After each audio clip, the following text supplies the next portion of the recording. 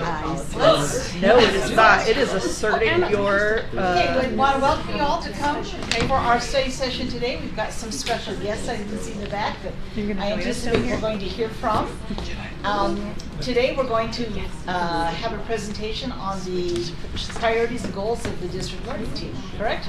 So we'll turn the time over to Dr. Farnsworth. Thank you, President Hacken. Appreciate that. We're grateful for the opportunity that we have had as a senior leadership team, as a district leadership team, to work on our goals, and we're excited for the opportunity to present them to you. We will have them up on the screen, and this is still a draft. We're still wordsmithing this a little bit, so once they are finalized, we'll give you a printed copy of that. And each member of the team is going to review with you their priorities and the goals associated with those priorities. We're trying to mirror what we're asking schools to do. We have some evidence-informed priorities. I'd say part of our evidence is the board priorities, so you'll see some alignment with our priorities and the board priorities. And those priorities then inform our annual goals. You'll see some action steps as well associated with those priorities. So, last year we went from the leading learning team down to operations, and there was a little bit of discussion that we don't want to go last again. So we are starting at the bottom and we'll work to the top. The last page, we won't call it the bottom, we'll call it the last page and work towards the first page. So I will make some comments at the end with respect to the goals that I shared with the board, and then some comments on my team. But they are just wonderful individuals to work with. I am so fortunate to have such trusted individuals of such great capacity that really give their heart and soul to this work, believe deeply in public education and Alpine School District, and I'm grateful for my association with them. Council, we'll have you start. Yeah, so hopefully you've kind of already seen this start to take shape a little bit with policies. One of our goals is to clean up the policies. So there's been a lot of retirements lately. There will probably continue to be retirements as we comb through those goals and try and weed out the ones that we feel like are not appropriate to be in policy. The other one under priority 15 is that I've been added to the negotiations team, and as part of that our hope and goal is to expedite those policy changes further in the year so they don't all come right at the end of negotiations and there's not a big surprise. So our goal is to kind of work through those with the associations and hopefully address policy throughout the year rather than right at the end, and that's kind of what that is moving towards. There's been some realignment with Rob's retirement and also just other departmental changes, and so part of what we've been taking on in the legal department is handing off some of the real estate agreements and contracts. That's been in process since this fall.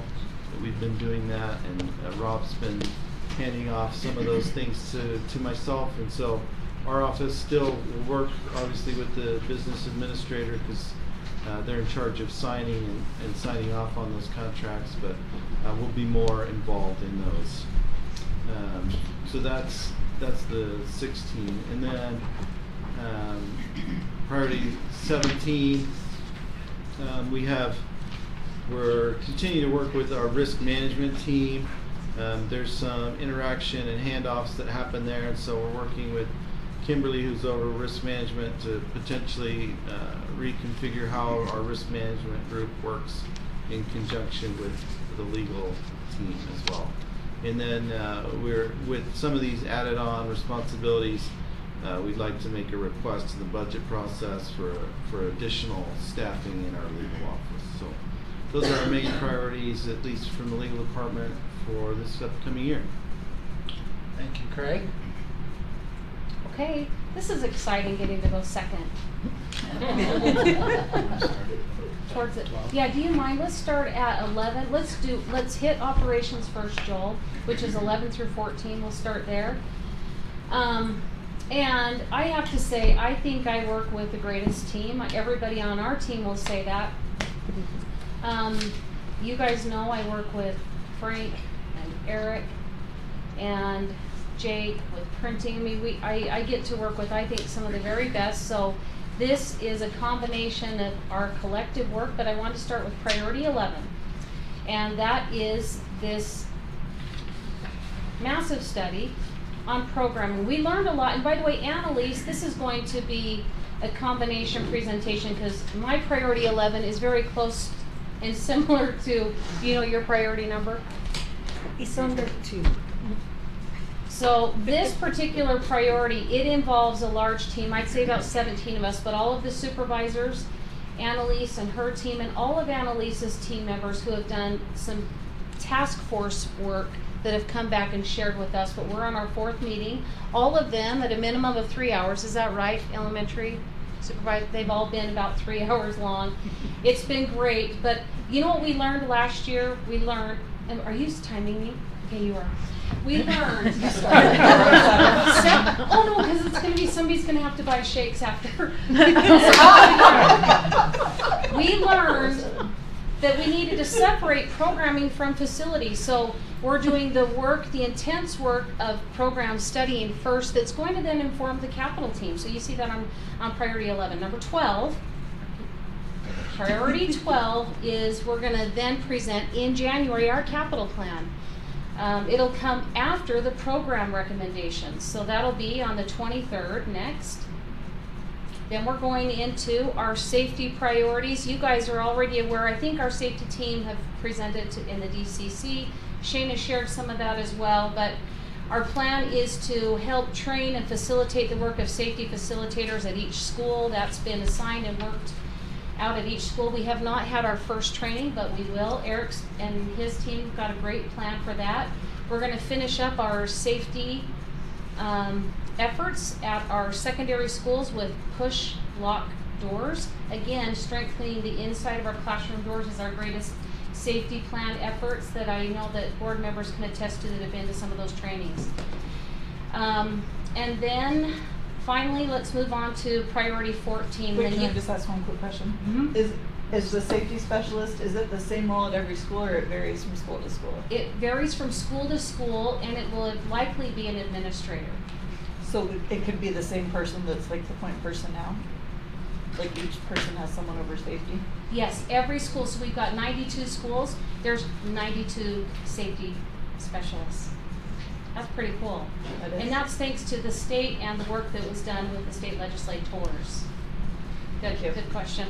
Okay, and then 14, right? This is a transportation study. You guys, thank you for your patience with us. We believe in an effort to either change our practice. It's going to be a case of us coming to you with a complete study that we've done a lot of work meeting with other districts. We need to look at our current configuration of contracts and also our scheduling, because if we were to maintain the same way we do things, we've already had TransFinder, an outside company, come and evaluate us, and they said, we don't have any recommendations for you to be more efficient for what you have, and meaning the contracts that you're using and the number of drivers that you have. However, if we make some changes, instead of staying in that mindset, we have a proposal to share with you on January 9th that will have variables that we have to consider. It can't just be a one variable be all, answer all of our issues, but it will be a combination of variables that will look at contracts, it will look at start times, it will look at decreasing our double runs, and also we'll take a look at our ineligibles and what our philosophy will be going forward. That presentation will be January 9th and then inform a budget conversation later on. That's one. That one's done. We're 17 now. I get a new start time. Okay. The next category, we're not competitive on our team at all, but that one was close. The next one is communications. And you know, communications kind of branches out in several of the team members' areas. So I'll try to touch on it because our communications committee, so grateful for them. We're trying to better represent even board committees work that's being done, whether it's the legislative committee. We're going to partner with you guys and create some messaging postcards that we think are really important and timely at certain points during the year to help influence legislators or to be telling our story. So we're excited about that. But if you go up to our first goal,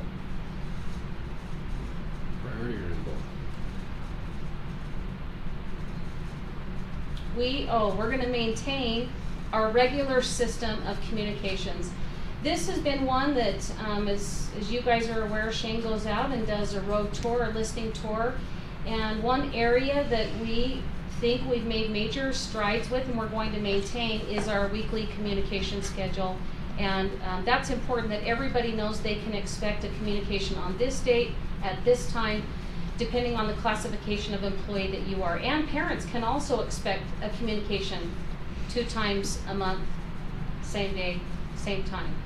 We feel like that's an effort to show consistency in communication. So that's our first set of priority goals. Next is our internal relations and supporting schools. As you guys have seen, our superintendent has gone out and done a weekly superintendent cast, vodcast, video message. Here's what I like about it, you guys. When the public sees that a superintendent has an understanding and a connection with all aspects of an entire organization, that breeds trust. And it breeds understanding of somebody who cares to get to know at all levels all of the great things that are going on and finding examples or evidences of excellence. And I think that those video messages are going well, and we're grateful for his time and dedication to those messages. We are going to change the name. We're going to do something fun with superintendent. We just haven't decided what, so we might have a title change there. Not with your title, but with the video messaging. Okay, and then next, we're maintaining what's called Moments for Matters. And this is a time where we say, admins, we know that you're busy and you have a lot of business to do at your school, but also are called out at times to meet with your supervisors on other meetings. We want to check in with you. What are the current issues that are happening today in your schools? What current events are going on that we can just meet together and have a discussion on? Our superintendent sits in on them, all of our DLT and advisory members. It's a way for everybody to feel like they can have current issues addressed and hear from their colleagues and peers across the district without them having to get in their cars and come over to a meeting. And we have, on average, about 100 administrators attending these virtual meetings 1 to 2 times monthly. They're really great. And Stacy, I have yet to be able to use your journal samples. They're coming. Gosh. They're coming in the Gratitude Month in November. Following that, and just, am I on my last one? The last one is we are wanting to recognize a really significant award, and it will be the Influencer Award. We're excited about this. These are people both internally in Alpine School District, but also externally, who are understanding how they can influence conditions for learning or influence greatness for Alpine School District. A coin has been created and modeled for anyone to make recommendation to. Oh, I just lost it. Everybody's getting, but let me just share this because I'm a little bit ADD on this. I just lost. Let me share this. An Influencer Award is going to, we need you guys watching with the mindset of being influencers. I know Shane has talked to some of you in the superintendent meeting, but we designed this award to represent somebody who's just recently left us, Rob Smith. And he was an influencer for great things in Alpine School District. And we believe that there are other influencers, of course. And this will be a special award that we'll work through our superintendent and district leadership team to recognize at board meetings or in other special ways, maybe out in the community, but it's one more way that we are trying to recognize evidence of excellence. Did I finish? Okay. Blizzards all the way around. I brought you a spoon.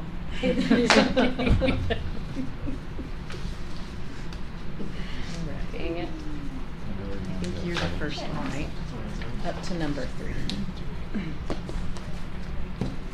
And Jason will start us off. Just hold all our questions till the end. You can ask questions. Well, she just went very fast. Yeah, doesn't count against her time. Mine hasn't started yet, right? Okay. Okay, We question, have a let's couple do. of questions. Well, no, I think I need to process through some of those other information you gave us. Okay. Board Member Lincoln, did you have a question? So on the influencer award, how often are you seeing that? Like, how often do you see that being awarded?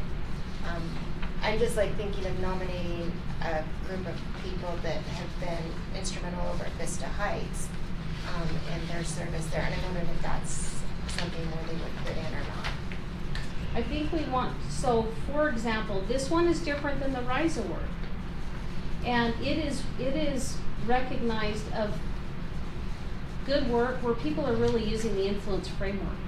That we have evidences of showing how they've used this process to influence some sort of outcome or achievement or evidence of excellence. So they've clarified why, fine-tuned a focus, ritualize these daily habits or routines that have then harnessed the hearts of those that they're working among. So I would say, as ideas come to you, if it's from a board member, send them in through Shane. If it's from anybody else in here, send them in through our team, and then we'll vet them. And we really didn't determine how often, because sometimes when you say we're going to do them every so often, it becomes about Finding someone. yeah. And I think if it naturally comes up, and this is something that we're supportive of, they've got the evidences of it, let's do it and get it out. I'm excited to hear about your Vista team. Yeah, and I don't know that we've clarified, we've talked a little bit about the what we were trying to do was get it ready to honor Rob and then set that kind of as a precedent for a unique situation, individual. So there might be parameters forthcoming or Yep. information on that. Yes. But I do want to say though, on the Moments for Matters, I feel like that's feedback that came a lot is principals out of their building. So thank you for finding a way to be effective and allowing them to stay where they are. And it's a 60-minute meeting, huh? I think we've only gone over like once or twice. No blizzards or anything. Just Any other questions so far? Okay. Jason. Okay. So this one, under priority number 3, recruit and retain high quality employees and help them grow in their professional capacity. So action step number 1 is, right now there's PD days that are a lot of times in the end of May or first part of June, and then the summer collaboration days, which we provide some, already pay for some out of district funds for those, but embedding those into the contracts. Right now the teacher contract's 185 days. So I think we're looking at something of doing about 190 days instead of just kind of getting a round number there, 190 days to be able to have the expectation that those are already paid for at their daily rate rather than, right now I think they're at 225 for the summer collaboration and those PD days. Cammie's going to take the next one, then we'll come back to me. Okay. We just want to also look at some micro-credentialing programs. We've made our policy more micro-credential friendly and now would like to look at maybe some PD options to incentivize professional development for our teachers. Okay. And then the one there under measurable goals, so invest in the teacher salary schedule in the negotiations coming up to be at least $60,000 as a starting salary in FY25. Pretty close now. Hope those embedded days will help a little bit since we're already there. It's already part of their total pay, but it'll be in their salary now and be able to, with the negotiations with COLAs, to be able to get that to $60,000 for the upcoming year. All right, with priority 4, we want to establish more inclusive practices and pathways to teaching. So a couple things that we're looking at is just researching partnership opportunities that we already have to recruit. Look at, continue our Grow Your Own program, look at our Teaching as a Profession program, and then continue to work with partner universities for Apple. And then priority 5, we recognize that mentoring is vital to the success of our new teachers. It's not only legislated, it's also a best practice. And we are not consistent with our mentoring in Alpine School District. So we're working with Ed Services, specifically Val and Thomas, to figure out what we would like our mentoring to look at and have a plan ready by the budget process, because it will most likely involve some funds to do that. And that we really want to better support our teachers. And then priority 6, we want to strengthen our Grow Your Own teacher program by determining what it will look like in the future by the end of this coming year. We still are unsure with continued funding.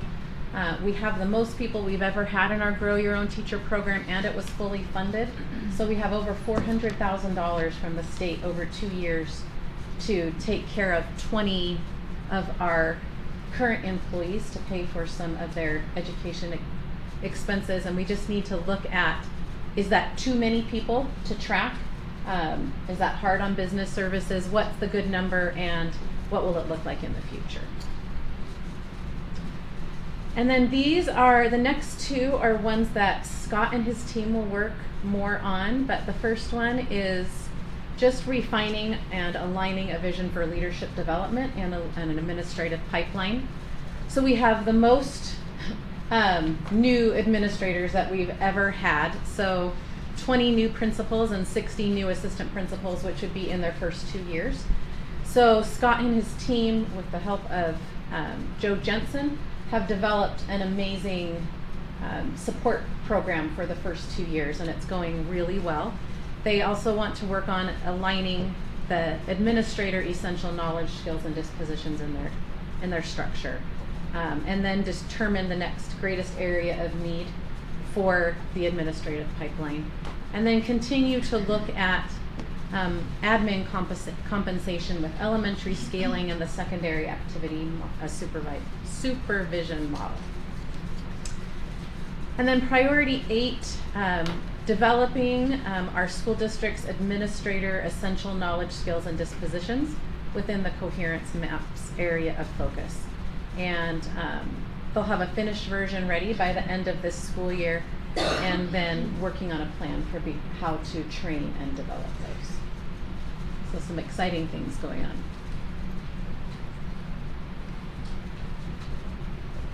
Annalise? Okay, I have priority number 2 under culture, climate, and connection. And Kimberly already mentioned our collaboration with our program study of ALL, DLI, and small groups from special ed, and putting that in conversation with full day kindergarten and other facilities needs. So our goal is to have a plan with recommendations to you by the board meeting of December 12th. So that's already in the works. Next, we're also working on, most of our schools have a student connection priority based on the coherence map.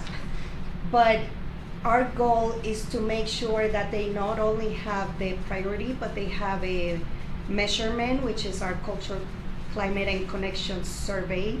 Our goal is for 75% of our schools to implement that this year and understand how to interpret and analyze that data to continue to inform their student connection goal, and then help teams then develop priority informed goals. Next, we're also working on approving and adopting a 3-year implementation plan. The link is there that you could review later on how to support teachers with behavior management. This plan is multi-dimensional. We're looking at different approaches to best support teachers with behavior management from prevention to intervention and postvention, and also how do we work with third-party agencies when the behaviors are something outside of something we can manage. We're also working on a reporting and documentation system. This process began a year ago, so we're still in the process of completing a system for documenting disciplinary practices and implementing disciplinary practices that are more equitable across the board. Next, we're also working with a cohort of secondary schools, looking at our data for access and participation into concurrent enrollment, CTE pathways, AP, and working together to make sure that our families and students from diverse backgrounds understand how to access those opportunities and make that possible for them. So there's multiple parts that are also playing into that goal. And the last one is continuing providing a variety of forums for our parents from diverse backgrounds to share their experiences, to help us understand how their students are experiencing schooling, and for us to be able to respond to their needs. And in addition to that, as we learn from their experiences, we are identifying different areas where we need to develop different resources in a language that they understand, so then they can navigate different transitional points in their educational journey. And so that's in a nutshell what we're working on. So Annalise, just to clarify, we have Yes. 44 languages spoken in ASD, so are we anticipating the translation of all those essentials in 44 different languages? Not completely, but we will start with the top 5 languages. That's a Okay. great clarification. Yeah. Any other questions for Annalise? No? Okay, so the final category, it's a little awkward going backwards on a document. So forgive me for I hope I didn't make anybody sick. The last one is our priority in academic achievement, and that is specifically supporting our teachers and principals as they engage in the work of the strategic plan in alignment with the coherence map. It's really for us about setting and achieving evidence-informed priorities and priority-informed student learning goals. And that's where we know that we really start to get the movement, when those priorities translate into goals that are in the classroom level and based on students. And so our key focuses will be a lot of about providing training and support when it comes to the dashboard, in highlighting school successes around key performance indicators, strengthening and shoring up the professional learning communities in each of the buildings, and providing supports to those teams as they try to go through that work of setting and achieving goals. A lot of efforts are behind aligning all of our work, so our land trust, our TSSA, our school improvement plans are all in alignment with the school priorities, so that we're not going in many different directions, but we can focus and fine-tune our work. Our tremendous supervisors are providing lots of support to principals and leadership teams in trying to further this work and helping teams to move forward. And we certainly appreciate their efforts, and there's some tools that we've developed and refined working together. And then really in the end, it comes back to providing the resources and supports for schools to not only set and achieve evidence-informed priorities and priority-informed goals, but we're also focusing on schools being able to demonstrate visible evidence of doing so.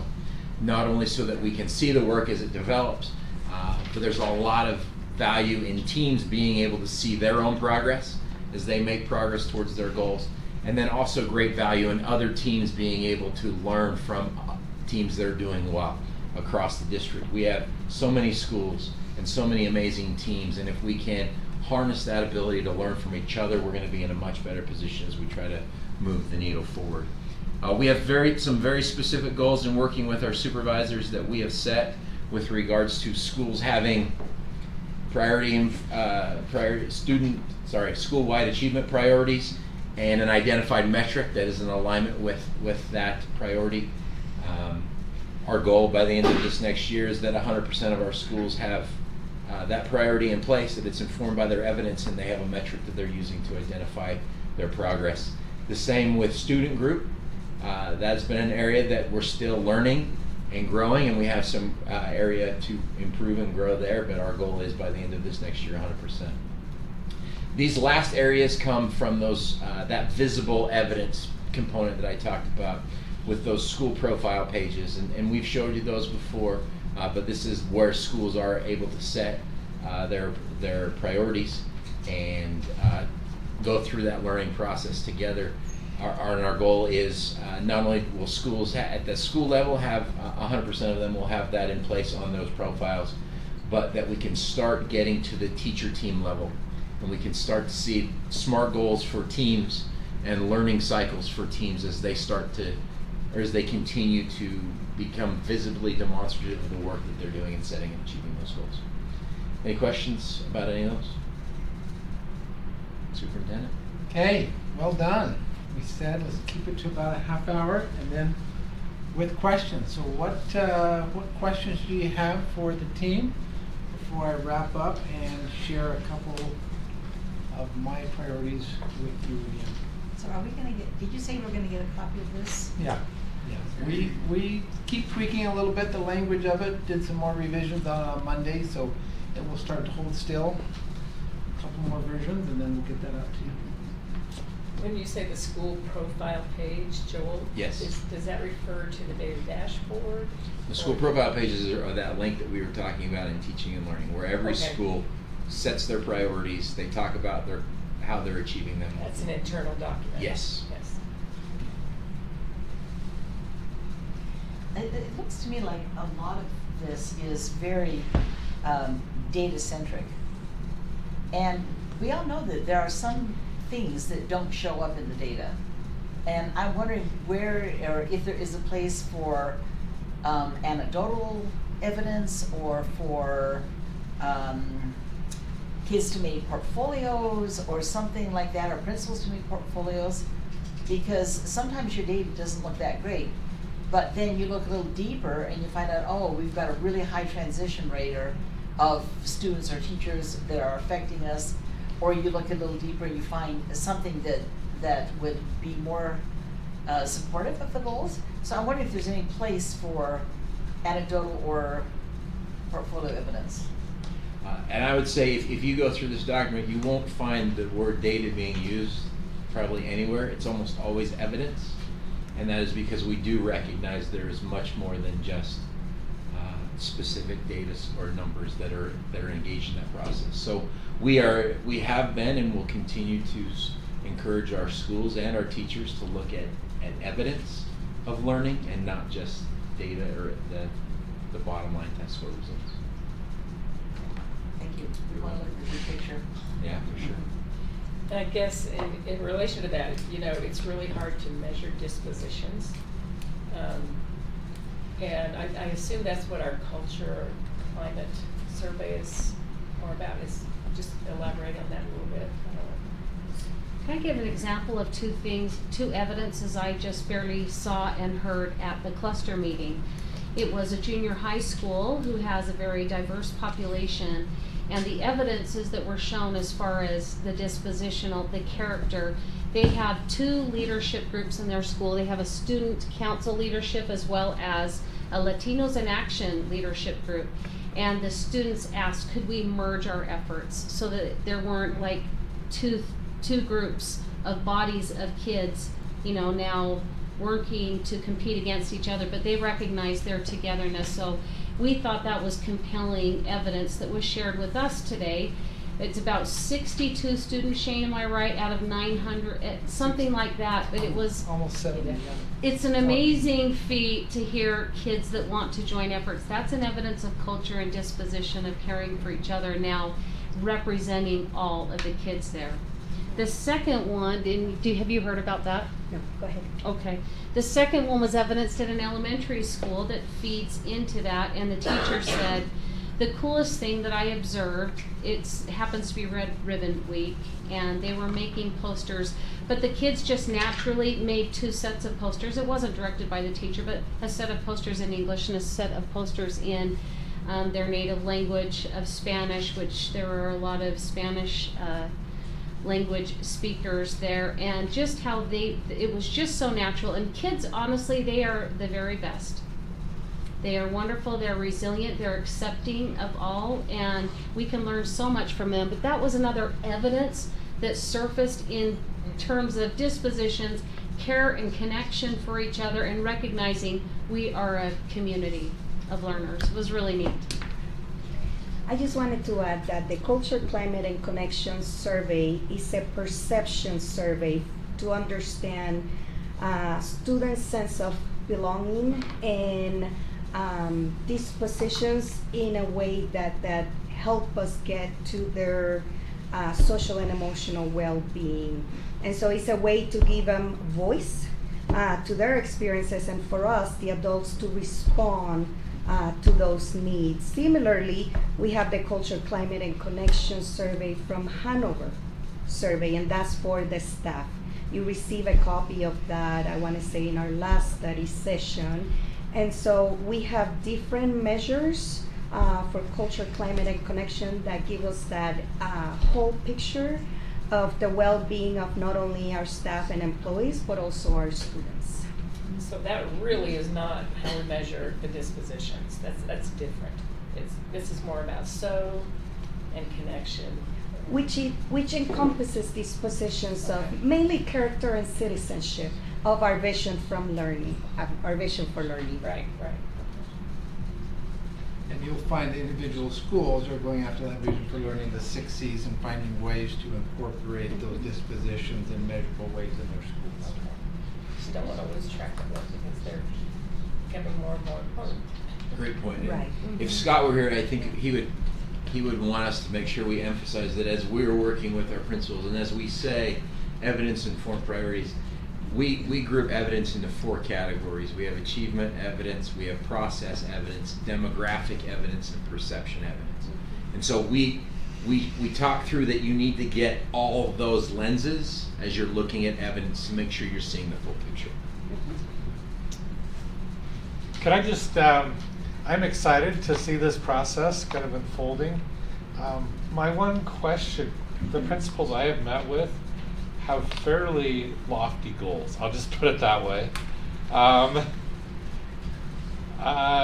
Is there any, do they have any help, like with maybe you should scale back a little bit, or how do you think that whole goal setting process has worked? One concern I have is sometimes when you roll out something new like this, people kind of get all excited and then they like fail miserably, and so they give up altogether, right? Whereas if you have a little more modest goals, you can see some success, then you can make a little more the next year. I was just curious in terms of principals interacting with supervisors and maybe district staff, is there some feedback they're getting and refining those a little bit, or what's the process like? That's a great question. We have almost all of our supervisors here. I would say as we've gone through, and feel free to jump in, any supervisors you'd like to comment. As we go through this process, we are still learning. I would say we have some folks, as supervisors sit down, that maybe are shooting too high. We have some that maybe haven't quite set it in the right place. And some that just need to learn how to go through this process a little bit better. And we have some that are doing amazing. One of the things that we try to stress significantly is school set priorities, and those goals really should come from the teacher teams, where they can, when they set a goal, they can connect it directly to the number of students we're talking about. And they can create that visual of, okay, when we say 3%, we really mean these 6 kids, and I can get these 6 kids. Does that make sense? And so we try to, we're doing a lot of supporting, and these guys are doing the amazing work. So anything to add, supervisors, to that question? I was in a coaching session this morning at one of my schools, and I asked that very question. So, because the school's doing a lot of wonderful things, they've been up to the PLC conference, up in the Solution Tree conference up in Salt Lake. They recently had their PD day yesterday. They have literacy, professional development that's going on as well. And when I asked them the question, there was a really good discussion, and basically what it came down to was break everything down into actionable, doable steps, and keep it all in the lane of one content area that they can apply everything to really focus on that one content area. In this case, it was literacy. But those were the two main themes. Make it manageable by doing it, breaking down into doable, small, actionable steps, and then keeping it focused in one lane of content right now. So those principles and everything can be applied to just that. And then you can get good at that work, transfer it over to other content areas later on. Thanks, Barry. Anyone else? I would just say too that what I'm seeing is, as we visit the schools, it's getting down to the leadership teams and then down to the teacher teams where they're setting these goals. And even the PD day yesterday, at the junior high level, especially where it's not top down anymore, and they're supporting these goals. And it's been really fun to see great coaching visit today at Timberland, where that team talked about how it wasn't their vision, it's our vision, and that they are using the staff to develop these. So it's been fun to see kind of over the last 3 years, we're taking those steps towards getting to the other way. I think I would just add to that, when teacher teams set goals, and they monitor those goals, that's when you can really tell the progress that is happening. When teacher teams set goals and they're not monitored, that's when we get a little bit nervous that you can kind of tell that maybe they're not meeting their goals. So when they have a good system in place and they're tracking data and they're monitoring goals, they're usually meeting those goals. So I see teams adjusting goals that are tracking goals and progress monitoring them. And so that's during coaching meetings when we see that that's not happening, that's where we can have conversations about when you set goals. So that's what I would add. So they can adjust them Yeah. through the year as they get feedback. If you're meeting your goal, you should adjust them. And as they're getting more data, data dashboard, and as they're doing, we're seeing almost monthly updated change. That's really our first question in all of our visits. What needs updated on this page? It's almost constant. Our supervisors are doing a tremendous job working with Thank schools. you, all of you. And I think the culture that we're trying to develop is schools really, if we're focused on student achievement, schools have priorities, teachers and teams have goals. If a school had a goal, I would say, I hope it would be to help all the teachers achieve their goals. And then I think in the full evolution of this, students have goals, and teachers exist to help students achieve their learning goals. Schools exist to help teachers achieve those student learning goals. So I think that's where the evolution of this, Mark, is to get that to more students. Yeah, so maybe I should have used priorities instead of goals. But, Yes. For the schools, but I assume that, anyway, I was hoping that eventually we'd get to where we started finding best practices, you know what I mean? Like, this school had a priority that was difficult to measure and it didn't really motivate teams, you know what I mean? This one was much better. Can we share some of those best practices? So I'm excited to see what happens. Mark is an example of a priority for Orland and Lake Ridge is their ELS, because, for several reasons, but that has been going on for 1.5 years now at Lake Ridge at least. And now we're seeing teachers make goals of closing that gap. And when they're done with a common assessment, they don't just have what the students did, but what the students did and then what the ELL group has done. And they see that gap and they're starting to close that gap. They're seeing it now that it's going from 12% of the kids passing to 22 to 28. And they're closing that gap, and those best practices will be used as those gaps close. Great. And that's why so much of our focus is on that visible evidence of setting and achieving goals so that we can learn from each other. I know in conversation with principals that a lot of their time and energy has to go into putting out fires. So I really appreciate Annalise talking about supporting teachers with behavior management. That seems like it would be critical in freeing up a principal to actually do, leading learning in his building. And I don't know, maybe a question for the supervisors. How much is that school building leadership team impacting learning versus the principal? I don't know what your observations are. I think ideally, it's hard to separate the two. The principal really should be leading through the school leadership team. So processes in place, this is how we collect evidence, this is how we calculate our evidence, this is our priorities, this is how we decide how we complete that. The principal's work is through the leadership team. So it kind of becomes difficult when we're talking about leading instruction to separate the principal away from the leadership team. Because the work is so great.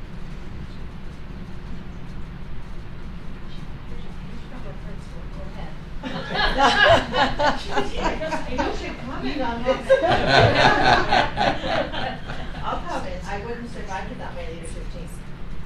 My leadership team is who I rely on because we set our goals together, and they're the ones who have to go out to their teams and have to do it. I'm the only one in my building. So I'm putting out the fires and I'm doing all of that too. And I do have a really good couple coaches that help me out as well. But a lot of it just comes down to the leadership team. And the training that we do in leadership team, then they train their teams on.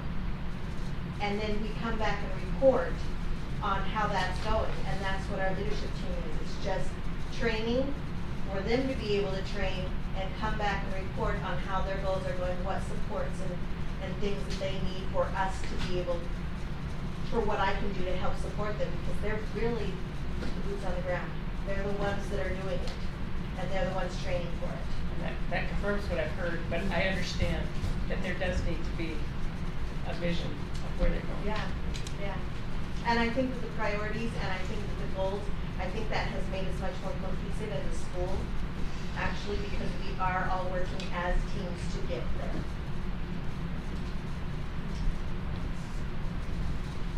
Okay, just quickly, I'll remind you, based upon my evaluation by you last year and the feedback that I gather from principals, from teachers, from cluster meetings, I have established those 4 priorities that I shared with you. I'll just remind you of them. The first one is develop an excellence culture in Alpine School District, focused on student achievement, and we're working on that theme and getting that out. A lot of the work that the team is on setting school priorities and teacher-based goals aligns with that, moving the strategic plan forward. The second area priority is to strengthen internal and external relations and build advocacy for Alpine School District. So working with elected officials, working internally to build communication. The Moments for Matters came out of this desire to provide greater communication and support internally.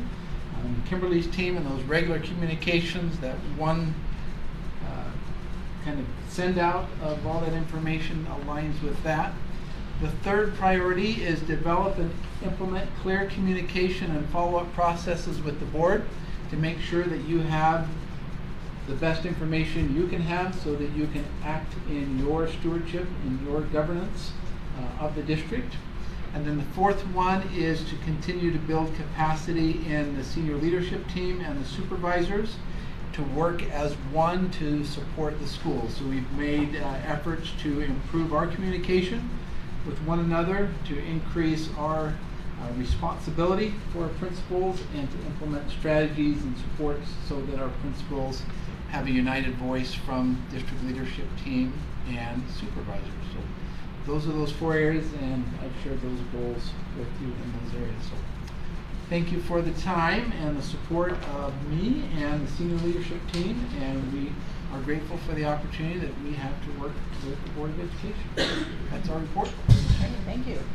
I think that's a very impressive document you put together. with action steps and so on, and I look forward to getting a copy of that. What we'd like to do right now for board governance, look at the time.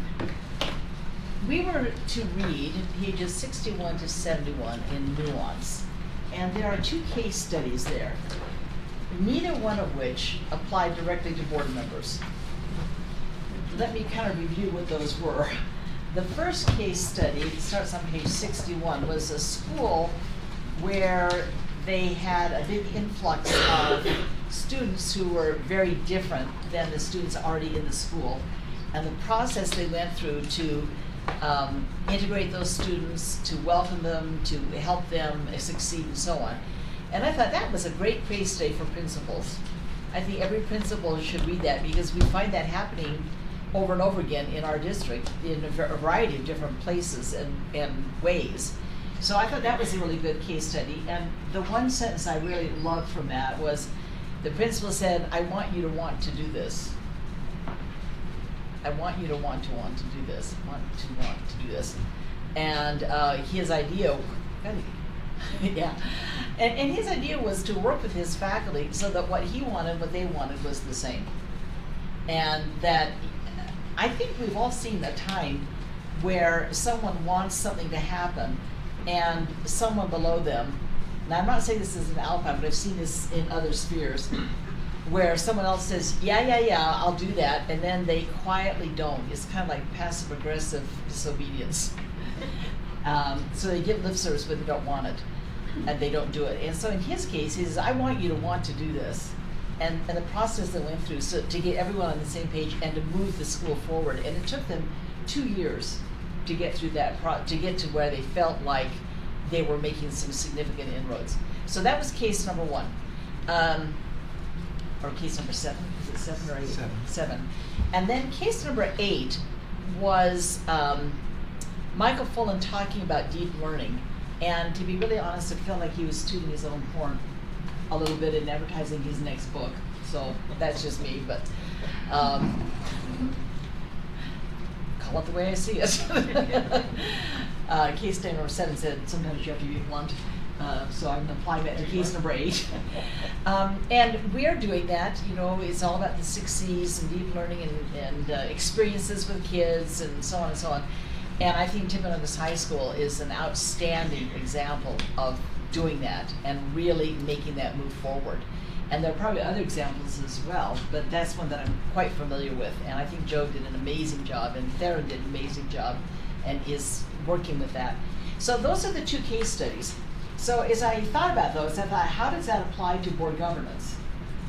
And I thought, it kind of doesn't. That's okay. But what I would like our board to do now is to take another step. And I sent you all an email.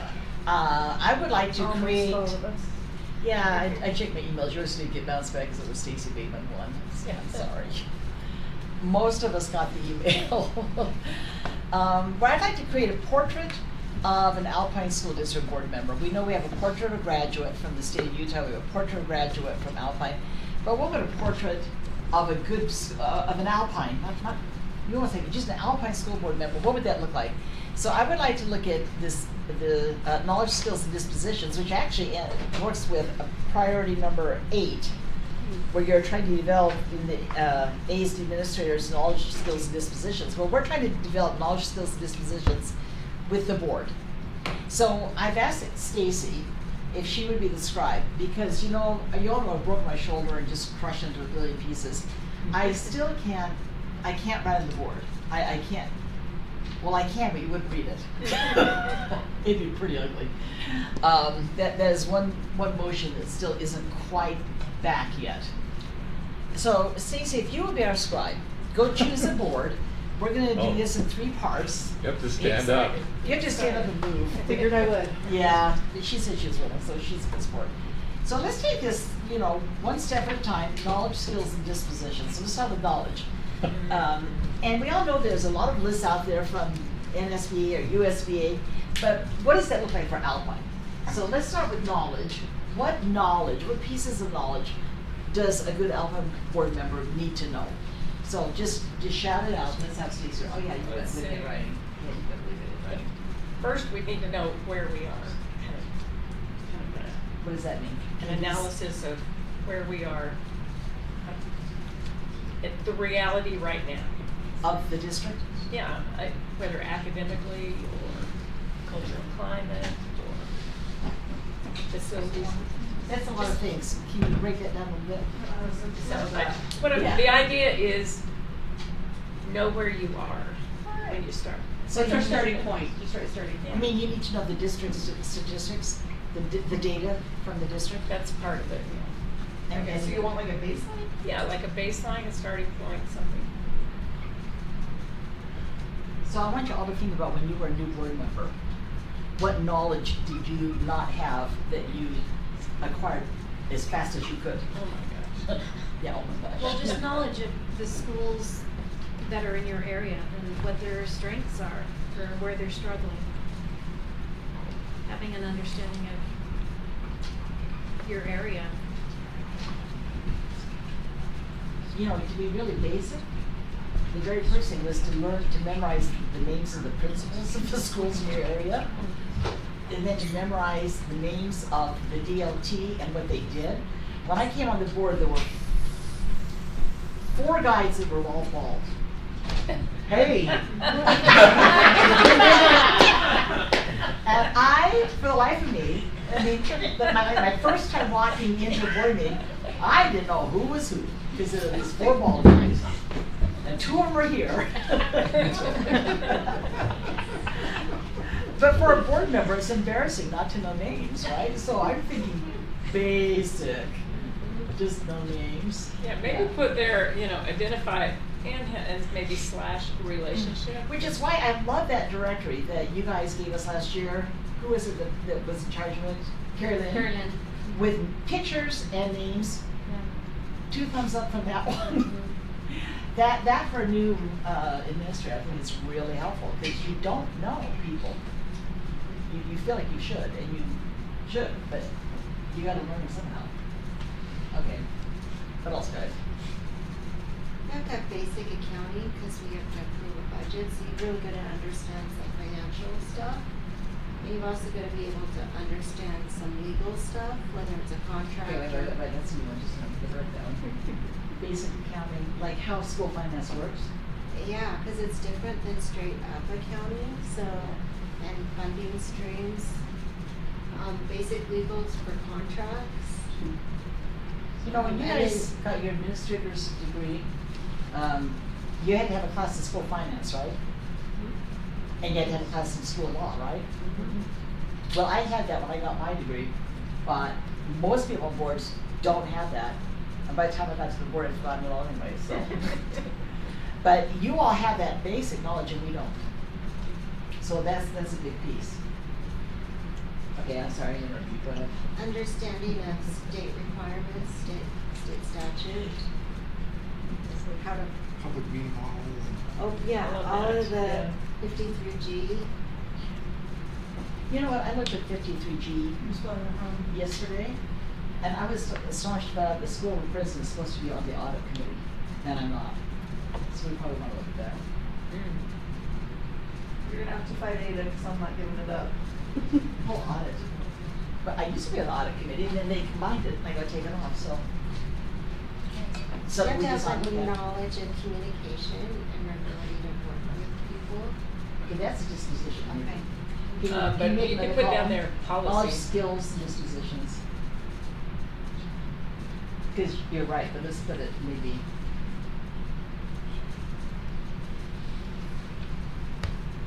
You can see why she's a journaler. Dude, no, this is terrible. Yeah, So you want way there than I communication can tell. Okay, this is the same thing. So I guess what communication Good communicator. Yeah, what were you saying again? Say it again. Well, how to communicate, and that's a skill, I guess, or disposition, I don't know. You decide where does it go. So I will say that one of my schools broke down knowledge, skills, and dispositions as know, do, be. Yeah. Okay. So I would say that dispositions, you could say all of the 6 C's we talk about, right? About citizenship, character, collaboration, communications. those are all dispositions that we talk about with our students and our teachers, but they're also applicable to us as board members. Okay, so where would you put that? Dispositions, 6Cs. I think you have to know the role of a board member versus an administrator, because they're different. One's focused more on accountability, and one's focused more on the day-to-day.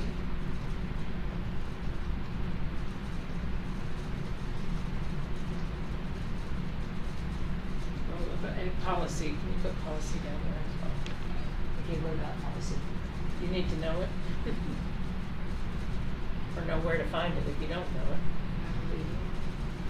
This looks really fun for anyone who might be considered doing the show. That's what I'm thinking. Write this up and make it look pretty. Can I just clarify one thing? Because I thought that the 6 Cs, of the 6 Cs, that 4 of them were dispositions, 4 of them were skills, and 2 of them were dispositions. Am I wrong? Character? Well, that's how we, like, they put citizenship and character as like the dispositions, and then the other 4 collaboration, communication, creativity, critical thinking, and skills. But you could also argue that those are not just skills; those become a part of your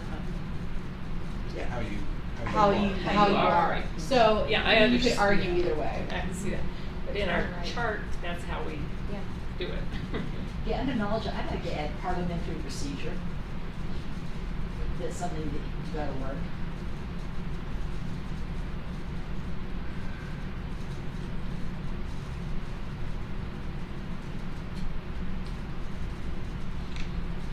Okay, what else we need very nice.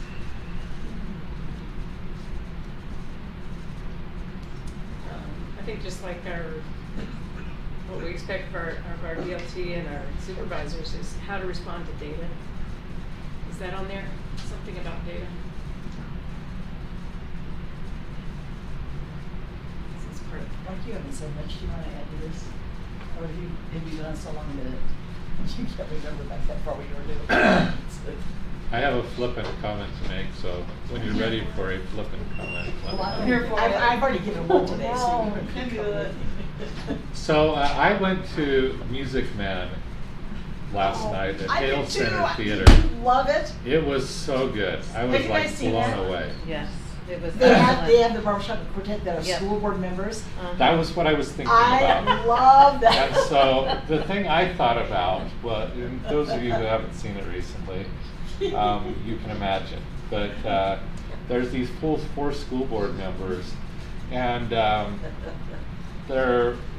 the problem is they are easily distracted. So every time the mayor tells them to go do something, and so I'm going to give you the inverse of that, is that they are not easily distracted. That is a good thing for a school board member, because there are things so often that will distract you from your real purpose, and you have to be willing to ignore those things so that you can stay on task. Did you want to bring like a little, what's it called? Tuning. Yeah. Little tone thing. Yeah, And so just- I was thinking about that. So being Yeah. focused and not easily distracted. The other thing that I thought was interesting is at the beginning of the play, they were so obsessed with fighting with each other that they couldn't get anything done. And so I think maybe this is a disposition, but the willingness to give grace to those who are different than you, I'm going to throw that out there, but somehow they later sort of sing barbershop, and then they stopped fighting so much. And so, but I think that willingness is not always easy. So I think those are 2 things that I learned from Music Man that I think are probably good for board members. By the way, if you haven't seen it, it goes till like November 17th. I highly recommend it. It was like I heard every word. I mean, I don't know if you remember, but there's this one piccolo, chickalo, whatever chicken thing that they do. This is the first time I have ever understood those words. Normally it's just I don't ever have any idea. And the guys who are riding on the train that are that was total, wasn't it? he doesn't know the territory. Anyway, that whole thing It's pretty hard to understand the words usually, but I understood every single thing, so it was nice. So don't be surprised if we have our Christmas party and sing. There you go. I Yeah, totally we're done got singing as a group. Planning ahead. Okay, let's go to skills for a minute. Oh, we have one more. Oh, I'm sorry, No, go ahead. I'm at skills, so. Okay, skills, let's go to skills. Can you I let me think- acknowledge so it's all the same? It's just kind of like, Oh, my apologies. I'm not being OCD. Well, I'm trying to be okay with not having fully functioning thick pens, so Right. we're all flexible today. I think it could be a disposition or skill. Maybe it's kind of like the 6 C's that fit into both. But I believe strong board members can subordinate their agenda to the collective will. So it's part of collaboration that you wrote up there, but the idea that I can put down my agenda to pick up the collective agenda.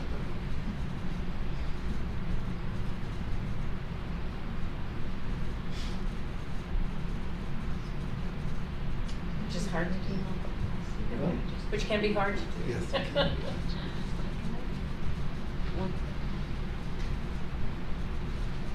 I think another skill is being able to synthesize a lot of information and draw conclusions.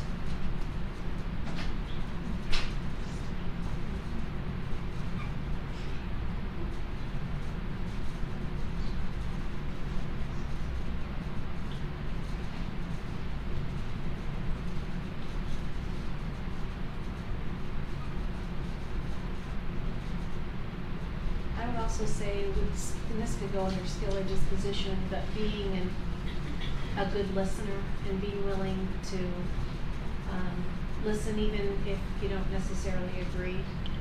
Always be a good listener. And that has some humility to go with it. You just, to be an ever learner, being willing to learn new things that maybe you don't know about or not willing or haven't been, to be more humble. Another one would be empathy. Is that a disposition? Yeah. Or a skill? Can you empathize?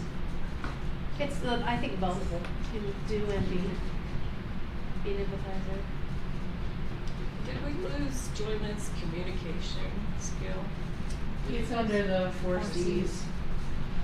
So the 4 C's are collaboration, communication, creativity, and critical thinking. Okay, some of them are listed and some are.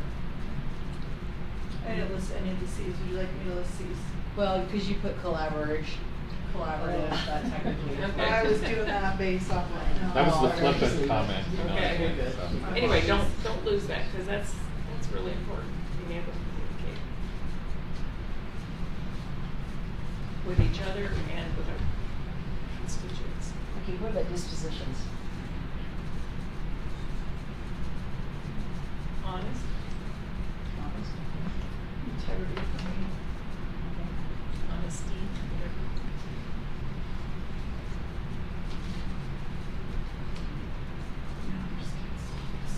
I think they're passionate. They believe in public education and advocate for it.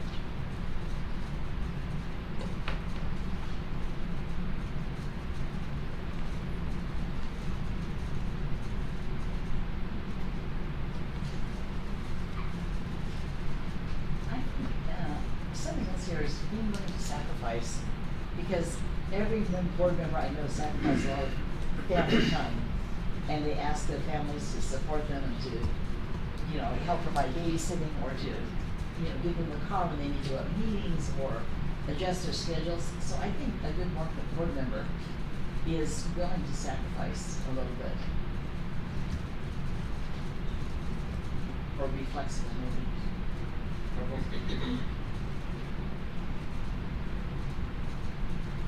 I think probably under skills also is learning the skill or the art of compromise. We've seen that before on the board. Sometimes we sit and discuss things, we kind of just inch our way, and It's I kind think, of like a subordinated person. yeah. I think it's kind of a skill disposition too, is the skill of being able to validate the experience of other people So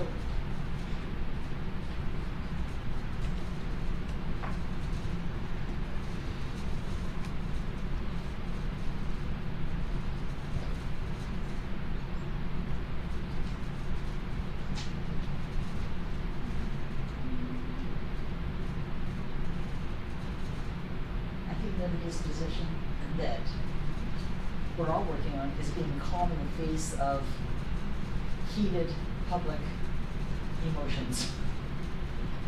How would you put that? Don't be the storm, calm the storm. Yeah. Yeah, there we go. Yeah, I like that. You put that in there for Shane. What? You put that on there for Shane. I put that on there for all of us because I know it makes Shane's day whenever it's from. But also the number of conversations I've had with people, different employees that have heard it, I think it's helped for some of us. Just it's simple, right? But when you're focused, sometimes we think we can control something and we can't. And so it's just been cool to hear other people's experience, how that shift of mindset has changed the way that they approach interactions. And I mean, it's just making the world better for everybody. Because I think when you do that in your work life, you do that in your personal life too.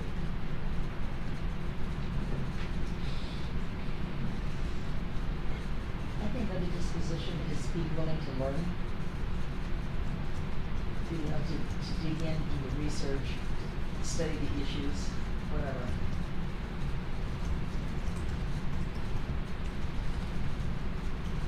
I think they're great board members are full of hope or hopeful. In the institution and the individual.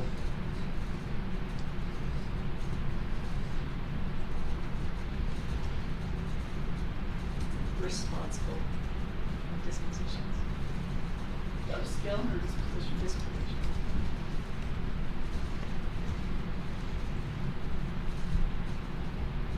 So going along with that, would you say reliable? Yeah, same. That's what I'm thinking. So Hugo slash and say reliable. They're similar but not exactly the same.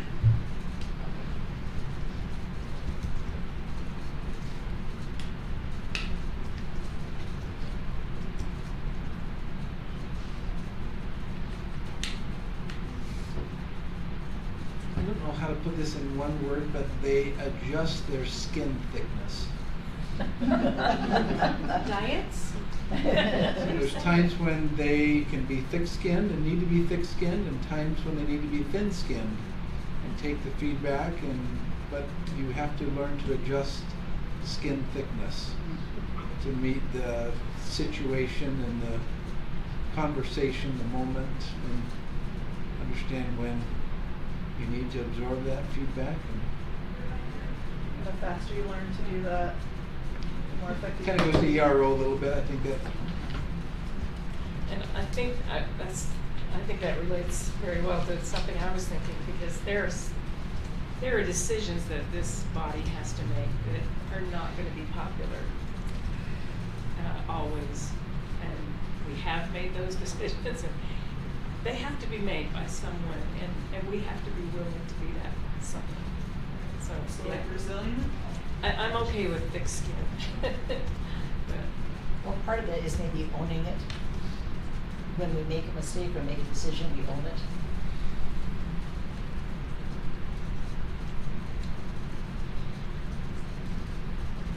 Pretty good list. Okay, is there anything else that's coming to your mind?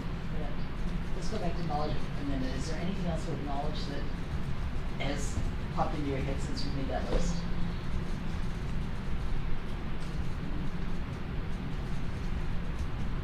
I don't know, I might put community in there. Okay, go ahead. Knowledge of your communities. I think every community is a little different, right? The things they value or prioritize. So you know your area schools and community. Yeah. Yeah, put that down. It's important. Sarah, Yeah. he doesn't know the territory. Doesn't know the territory exactly. Well,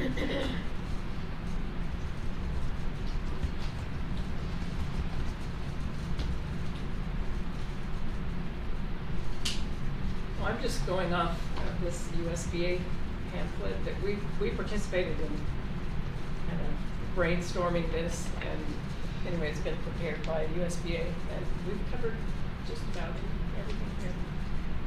Did we put accountability anywhere? No.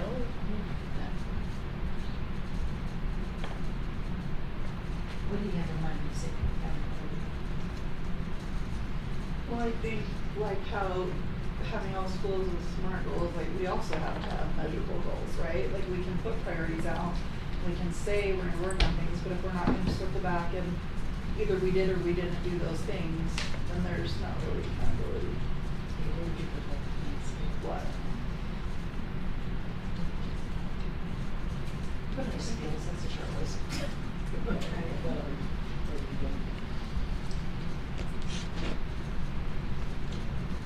You know, another thing under, if you're still thinking. I don't know if this is skill or disposition, but being willing to acknowledge and build excellence in other people. Builder. That's a skill.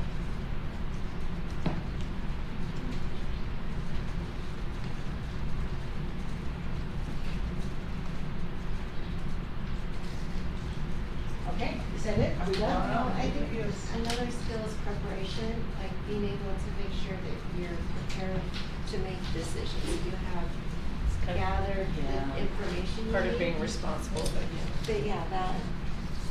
Would that go along with time And management? accountability, because your constituents are counting on you to come prepared Yeah. and have read things. So maybe it's under accountability and preparation. I'm thinking about that word accountability, and, you know, it is, I think it's easy for us to not be answerable for our goals because everybody else is reporting to us like today. But I think we do need to think about that, because ultimately, we're accountable on election day. But I think we should think about more than just the election. It should be something that we intentionally go after, and that might be something we think about. I think we're doing it with our priorities, right? Like we set those priorities and then staff's been able to set goals from there and then we. But as you said, you know, are we achieving our priorities? And do we visit that question? Did we do that last year, or did we just talk? Remember at some point we talked about doing that? Yeah, and then in the last work session, we brainstormed on those, and then I'll bring those back to you in our articulated form. Under skills, can you also maybe put time management? Because you have to balance and juggle a lot of different things sometimes. And I mean, we all do, right?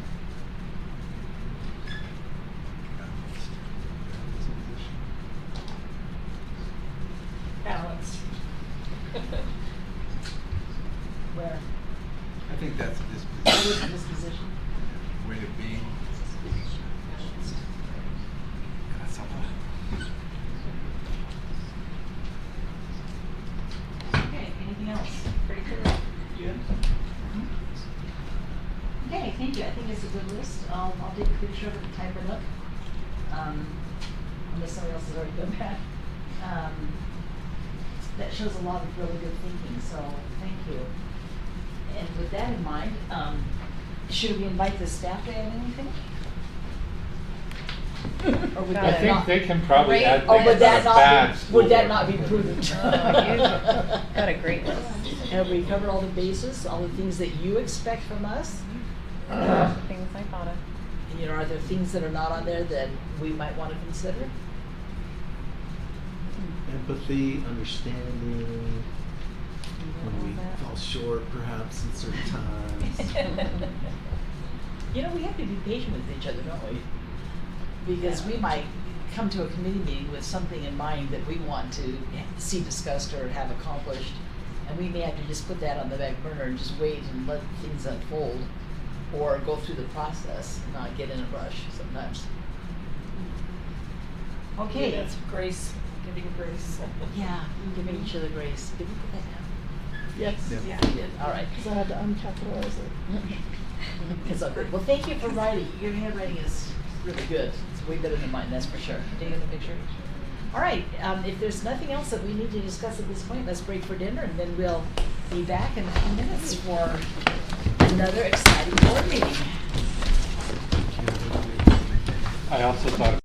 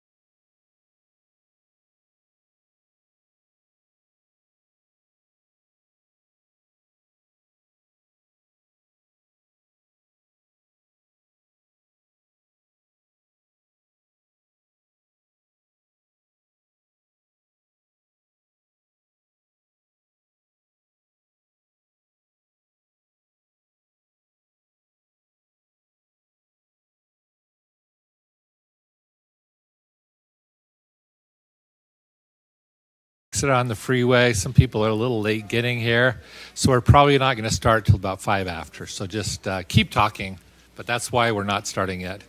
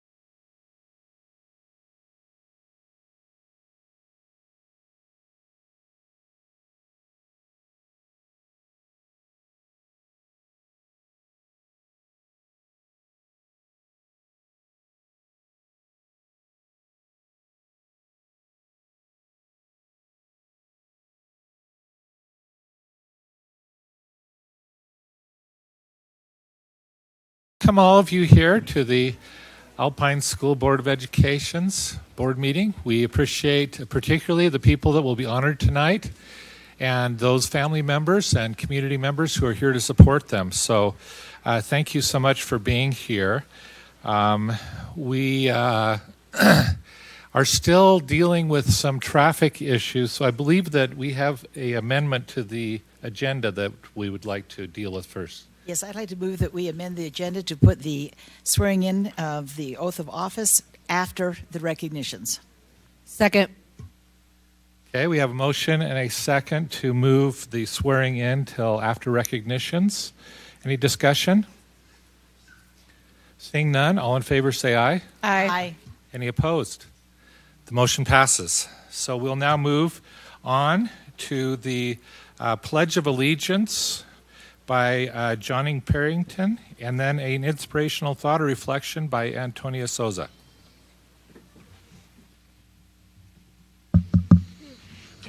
Please stand. Okay, ready? I pledge allegiance to the flag of the United States of America and to the republic for which it stands, one nation under God, indivisible, with liberty and justice for all. Please be seated. Okay, come on.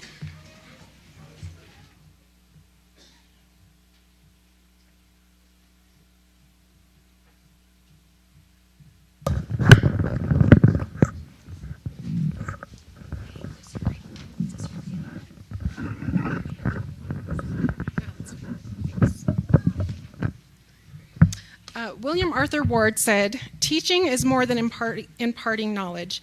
It is inspiring change. Learning is more than absorbing facts. It is acquiring understanding."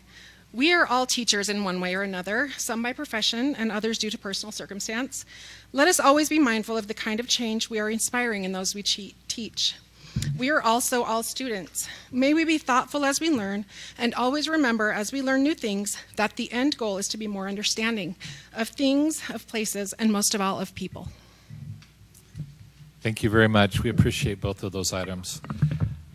As the Board of Education, it's important for us to recognize various accomplishments made by students, employees, and patrons. As we honor individuals and groups this evening, we acknowledge the families and others that have helped them to achieve their goals.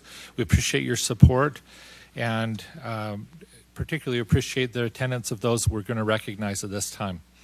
By the way, this is kind of the exciting part of the meeting. It is not appropriate if you want to leave after the recognitions. No one will be offended if you don't stay for the boring part. So go ahead and you can make your plans that way. Okay, so the Unified Soccer is a program of Special Olympics Utah in partnership with the Utah High School Activities Association.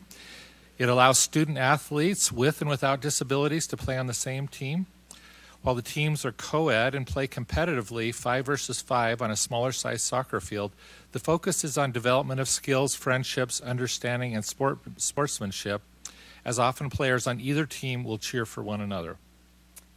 Okay, we invite the Orem High School Unified Soccer Team recipients, along with their coaches, teacher, principal Tammy Stewart, and supervisor Dave Maurer to come forward.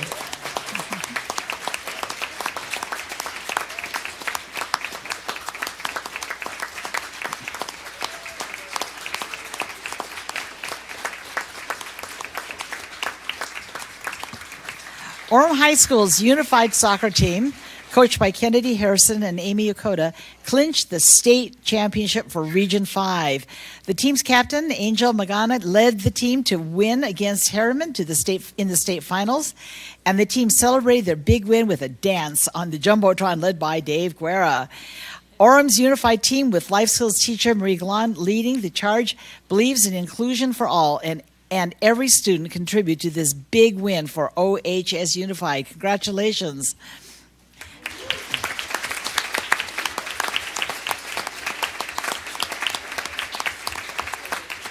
Okay, when everyone has their certificates, we're going to take 2 pictures.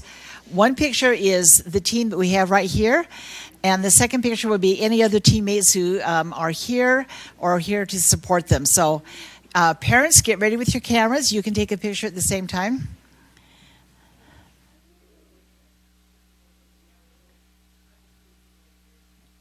Okay, so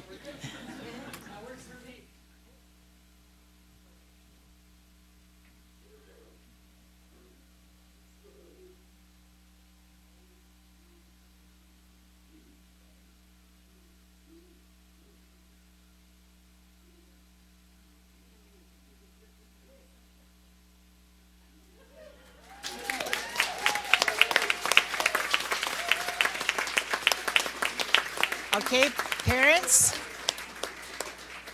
If there are any parents or family members that want to take pictures, now's your chance. One more picture.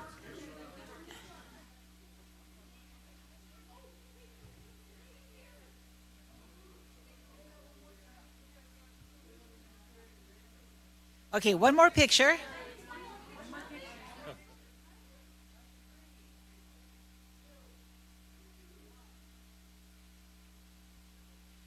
Now, if there are any classmates, here to cheer them on, we want you to come up and get a picture with you in the picture as well. Any classmates here to cheer them on? They couldn't make it. Okay. Okay. She says we're not going to shake hands.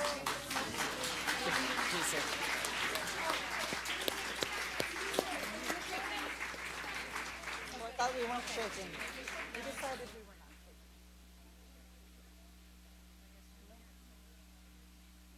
No, then we need to.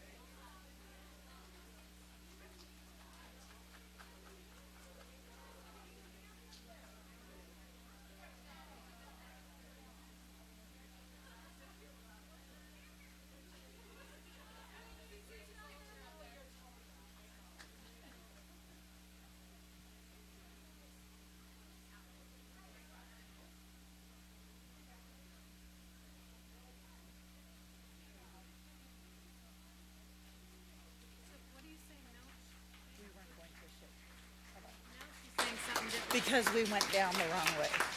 I'm saying. She wants us to go that way? No, I think she wants us to go this way. I think they broke the rules. Okay, we invite the Skyridge High School Unified Soccer Team recipients, coaches, teachers, Principal John Walwork, and Supervisor Jeff Schoonover to come forward for recognition.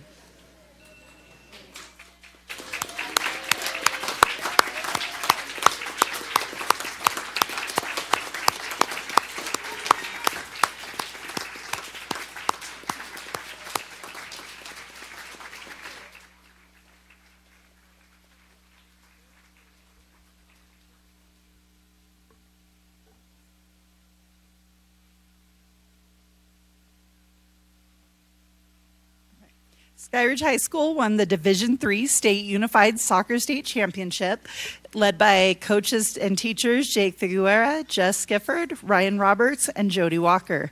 Skyridge High School is all about making sure that every student matters and everyone belongs, and this group embodies that ideal. The 2023 was truly a team effort. Go Skyridge United.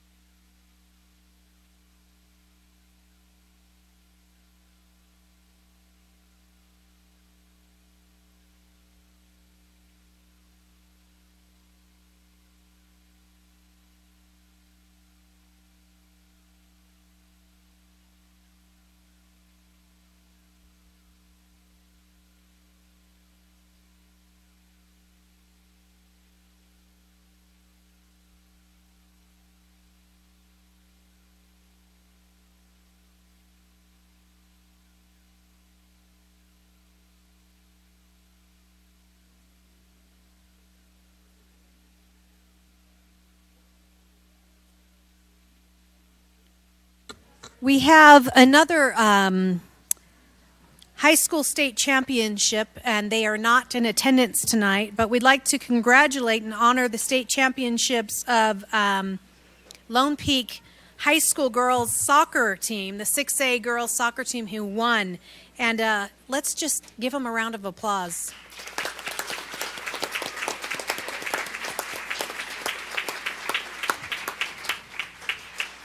Congratulations, Lone Peak girls.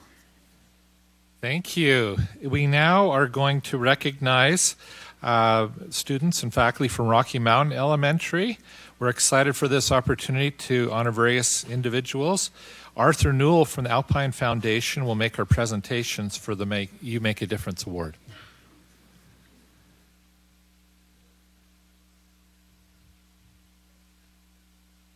There we go. It seems like all of the sports supporters were up front. Everybody else was in the back. So you're welcome to come on down if you want to. The board would probably appreciate that. But it's my pleasure to be here representing the Alpine Foundation. How many of you knew about, before you came tonight, the Alpine Foundation? Oh, well, that's great. Well, the Alpine Foundation's been around for, I'm going to say, 30 years.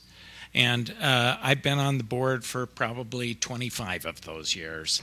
But it's a wonderful, wonderful organization. Its sole purpose is to find resources for our students, the education of our students in the Alpine School District. So how great is that? And it's made up of staff from the district. It's made up of business and community people that are wanting to give back to the community. So we do fundraising events and things to try to raise the awareness of how great Alpine School District is. So I attended Alpine School District a few years ago, and my wife attended Alpine School District. I'm a Golden Tiger, by the way, and I'm proud of that fact. Whenever I find a fellow Golden Tiger, I always make a big deal about it. And my 3 children attended Alpine School District, so I'm very proud of Alpine School District. And I want to thank the board for the great service that they do. Every time I come to these meetings, it's full of endorphins. I think this is a great job, what they're doing. It's just all positive. You know, everything is just giving awards out and celebrating winning teams. This is a great gig you guys, all of you have. So there's no negative part of that job. So, but I really appreciate the effort and the time and energy that these great people do on our behalf as constituents of Alpine School District. So they probably won't do this, but can I ask us to give them a round of applause today?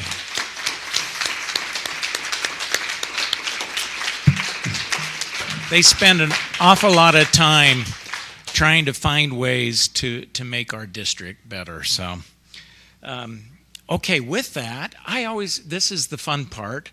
I get to give 2 awards tonight to teachers, 3 to volunteer support professionals, and 2 for volunteers from the great Rocky Mountain Elementary School in Linden. So, yeah, I'm guessing the Rocky Mountain Elementary, are you all kind of back in the back of the room? Is that I'm gathering there? The supporters. So thank you for being here tonight. So our first one, we have 2 teachers, as I mentioned. Our first one is Sherry Humphreys. And Sherry, if you could come on down.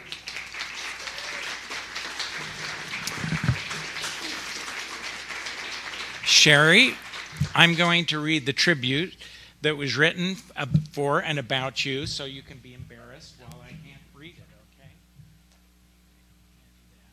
Stay right here. Okay, yeah, please do. Sherry Humphreys is a hard worker who fights for the best education system and instructs our teachers to be their best version. She's always so helpful. She goes above and beyond her job description to help any teacher, and I think anyone, really. She's very knowledgeable and kind and fun to be around. So Sherry Humphreys, congratulations. Okay, Sherry, I'm just going to have you, can you just stand over there a little ways? Because we're going to take a picture with everybody. Not that far, just right there is perfect. Okay. Our second teacher tonight that we're going to recognize is Rebecca Jensen. Rebecca, come on down.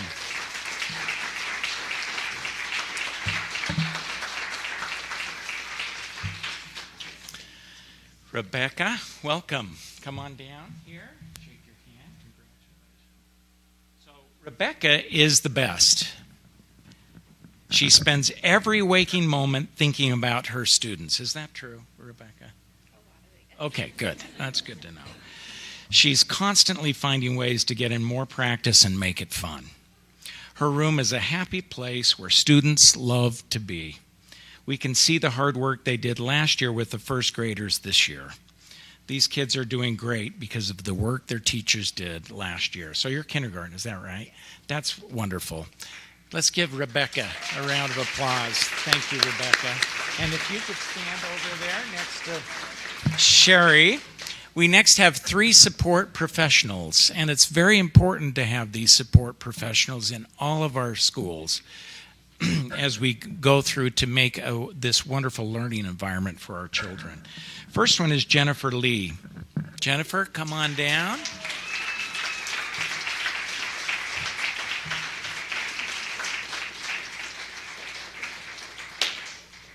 Jennifer, congratulations.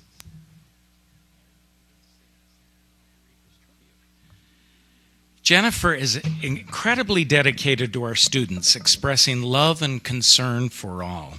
I see her treat students so kindly that I learn from her and her beautiful smile. There, see, there it is, right there. She dedicates her skills towards teaching and learning from our language learners in small groups, encouraging them to culturally connect in our world. Thank you.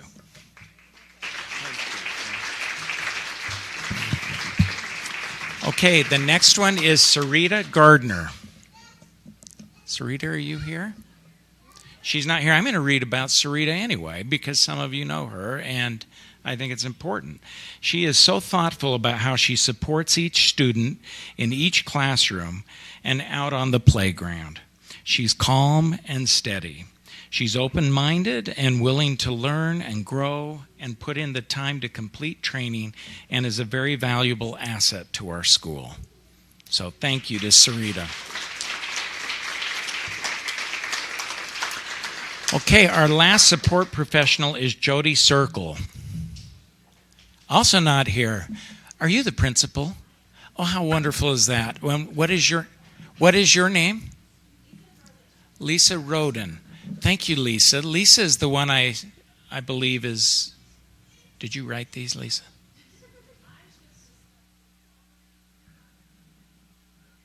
She put it together, so thank you. Yeah, nice. Okay, so Jody Circle has been working as an aide in our life skills class for many years.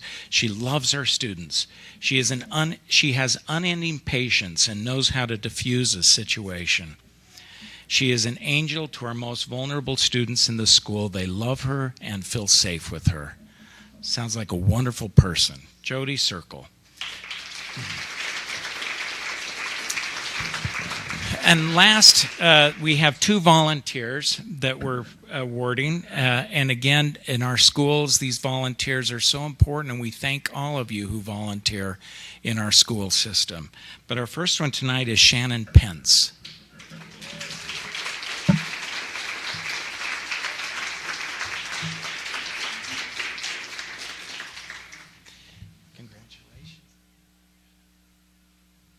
So Shannon has been is our current PTA president. No matter what her role is, she's at the school supporting in whatever ways are needed. Besides her selfless and consistent service, she is an includer of others and an important part of building our Rocky Mountain community. Thank you. And our last volunteer is Antonia Sousa.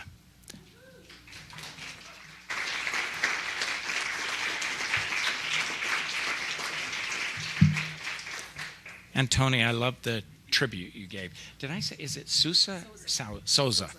Thank you, Antonia. Congratulations.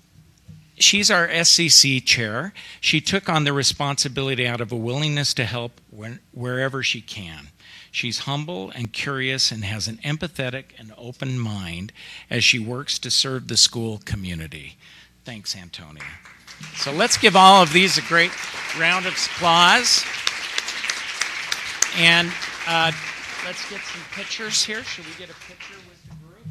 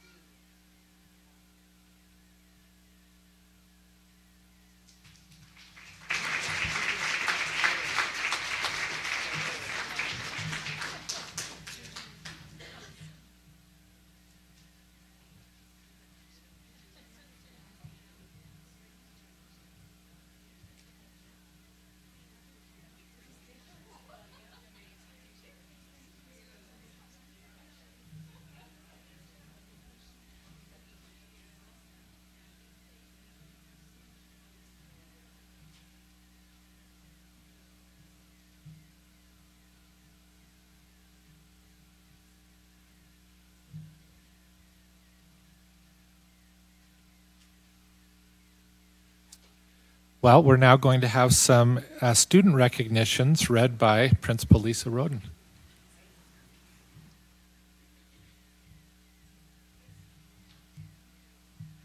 Okay.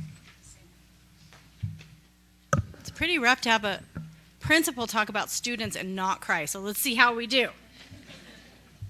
Our first one is Avery Dahl.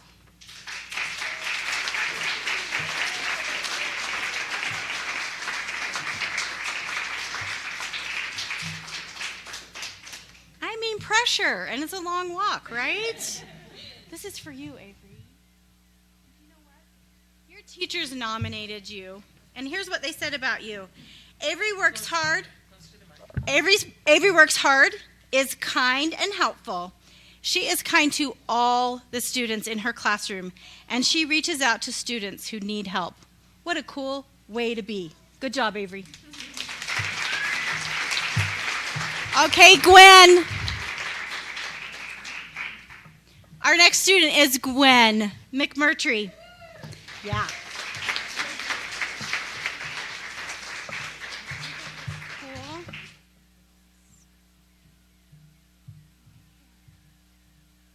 Okay. No one works harder than Gwen, and in every subject area, too. She gives her best in academics and to others. She is always on the lookout for classmates and teachers to help. Good job, Gwen.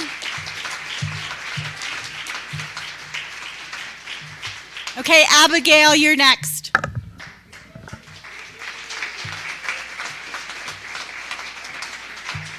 Okay.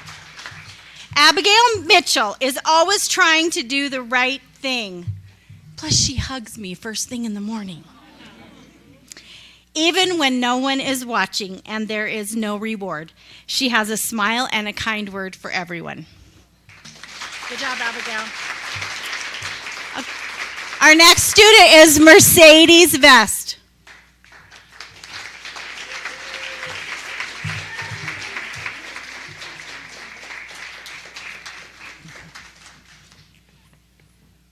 Mercedes is the kind of kid who everyone wants to be friends with.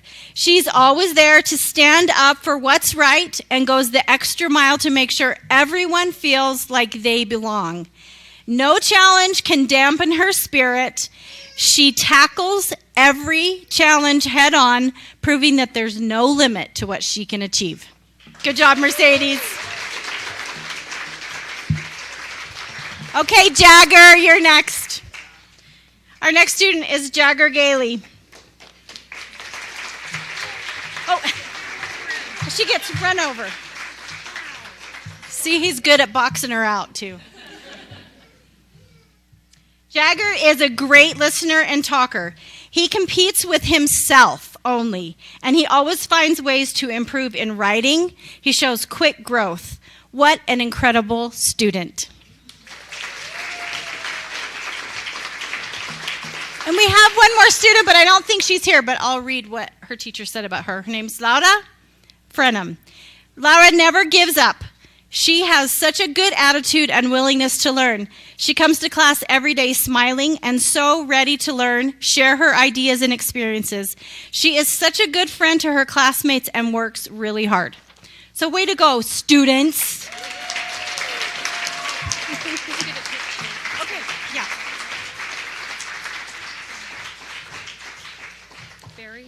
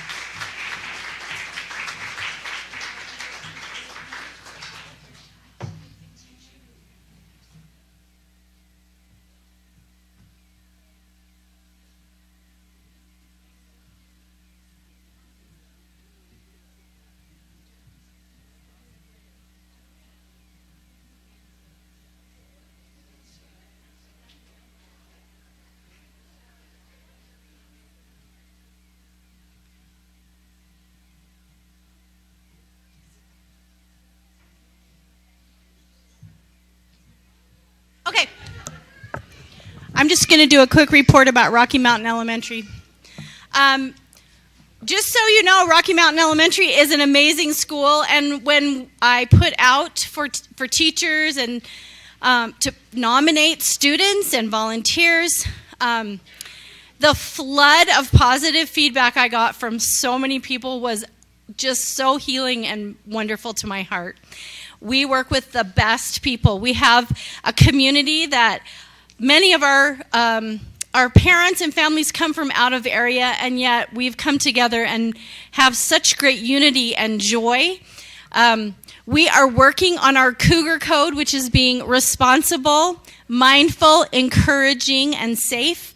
And our kids are doing an amazing job at supporting those ideas. And we have so many fun things at our school. We have our 2 life skills classes, which changes the feeling in our halls and in our lunchroom. We love it. We have a dual language immersion program in Portuguese. We have an amazing art program going right now, an amazing musical that we do at the end of the year. And we're just having a great time, and we work with the best people, the best stakeholders that we could possibly have. So I'm really grateful to be able to work at Rocky Mountain.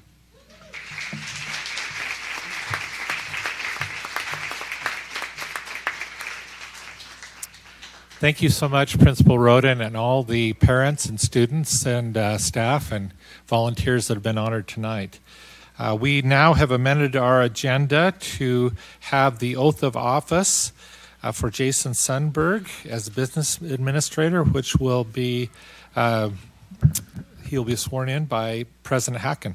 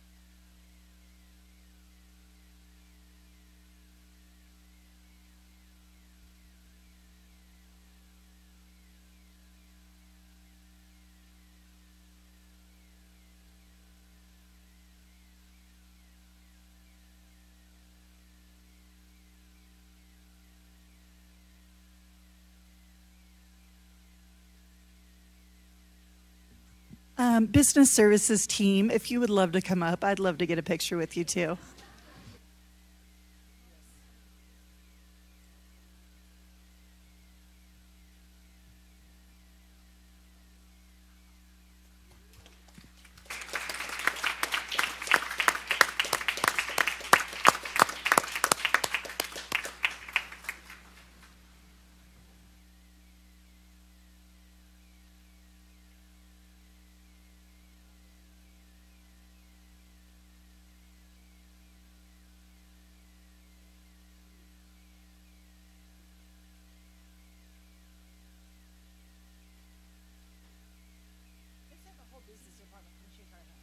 Oh, Come on.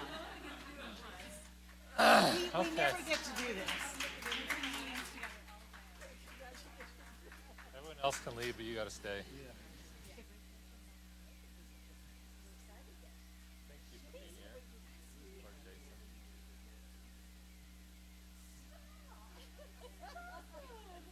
Congratulations.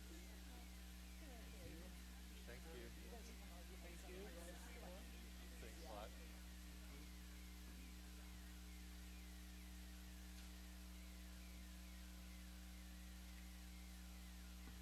Okay, well, we are now entering the business part of our meeting. We did not have any community comments, so we don't have any of those to talk about. So now we will move into routine business. President Farnsworth. Sorry, Shane Farnsworth. President, yes. Thank you, Board Member Clement. Appreciate that. You have received the routine business, which includes student trip requests and LEA-specific license, and I recommend your accepting the routine business. I move that we accept the routine business. I second it. We have a motion from Stacy, a second from Sarah Hacken. Any discussion? Seeing none, all in favor say aye. Aye. Any opposed? The motion passes. Okay, we'll move on to the action items. We have 2 policies and 2 resolutions. I would invite Craig Brinkerhoff, Executive Director of Legal Services for Alpine School District, come forward. Have 2 policies that the Policy Committee has been working on. Policy 3132, motor vehicles, and then Policy 5550, head injury. The motor vehicles is a possible retire or renew, and then the head injury is a recommendation for renewal. Yes, so with the motor vehicles one, this is a requirement in state statute already that we have all vehicles that are on the road that are maintained safely and properly. This policy reiterates that. We felt like it was unnecessary. We have looked around at other places where we could potentially put the language, such as a handbook. And that has not yet been done, but it is also not necessarily required, but that's something that we're considering. So regardless, we would recommend this policy for retirement, and then we will continue to discuss where we could potentially put it as a handbook item. So you're saying that this is standard operating procedure regardless of... Right. So, I mean, all of us, including government entities, are required to keep our vehicles in proper, safe order. That's why there's no longer, but there used to be that requirement that people do safety inspections. So now it's been put on the individual to keep and maintain their vehicles in a safe manner. And we do still believe that this is a good thing, and that's why we want to try and find a different place for it to be. We just didn't think that policy was the proper location. I guess the only thing that concerns me is the last sentence where it says the driver or operator shall be held liable for all acts of negligence. And I would just want to make sure that that's clear. Are you waiting for a motion? Yes, motion. I move that we pass policy 3132, motor vehicles. Retire. Is there a second? I'll second it. I have a motion from Sarah Beeson, a second from Julie King. Any discussion? Seeing none, all in favor say aye. Aye. Any opposed? The motion passes, or retires, I guess. Motion passes to retire policy. Policy 5550, head injury. So this one came up for our renewal. It's more than 5 years old since it's been reviewed. It was last reviewed in 2011. We did update state code and citations on this policy and made sure that we incorporated more information to make it more inclusive, where before it was more for athletics. We tried to expand that a little bit and make it for any activity. So it could be band or things like that. If somebody had an injury, we make sure that they're cleared for participation. And we went through the most recent code, which does require us to have a policy on this. That's why we want to renew it and made sure that it was up to current code. Do you have a motion? I move that we renew policy 5550, head injury. I second it. Okay, we have a motion from Joy Lynn, second from Sarah Hacken. Any discussion? Okay, all in favor say aye. Aye. Any opposed? The motion passes. Thank you. Next is Resolution 2023-017, authorizing the property purchase of 50 acres in Saratoga Springs, Utah. And I recommend your approval of Resolution 2023-0017-017. Let's go ahead and start with a motion. I move that we pass Resolution 2023-017, authorizing the property purchase of 50 acres in Saratoga Springs, Utah. I second. Have a motion from Julie, a second from Joy Lynn. Discussion. Not a surprise, Craig, as we've had a previous discussion about this.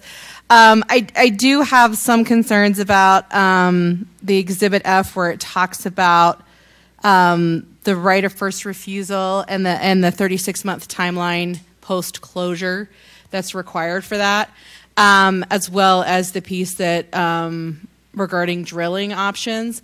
I know that we've been working on this for over 2 years, so I'm supportive of moving it forward. But I do want to express that I do have that I guess that I have expressed that I have concerns about those pieces in the contract. But that I am supportive of moving forward at this point. Other discussion? Seeing none, let's go ahead and vote. All in favor, say aye. Aye. Any opposed? The motion passes. Thank you, board members. The next is Resolution 2023-018.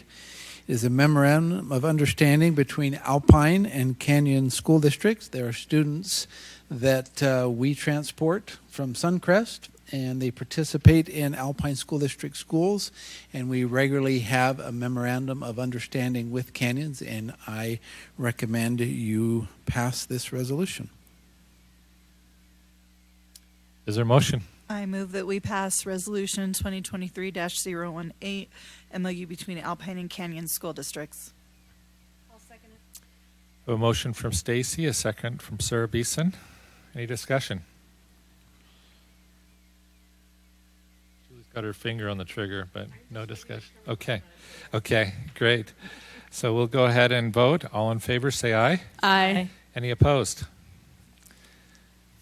Next item, Chairman Farnsworth. Thank you. Board Member Clement. Next item is a discussion, possible action item, Policy 1901, Educational Language Services. This is a new policy. Appreciate Craig Brinkerhoff, who oversees our policy committee, for being ready to give further clarification on this policy.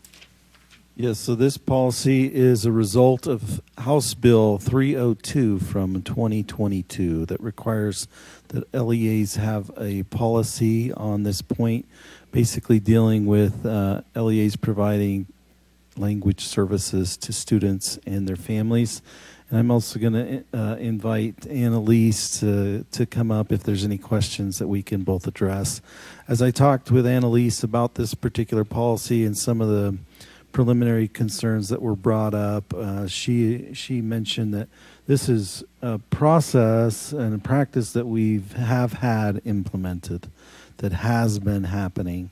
And this policy is more to formalize that as a result of the statute and code, but that a lot of this is already happening.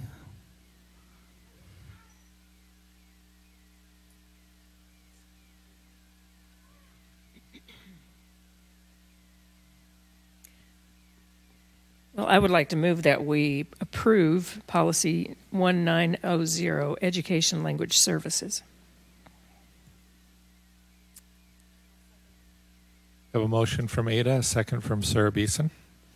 Any discussion?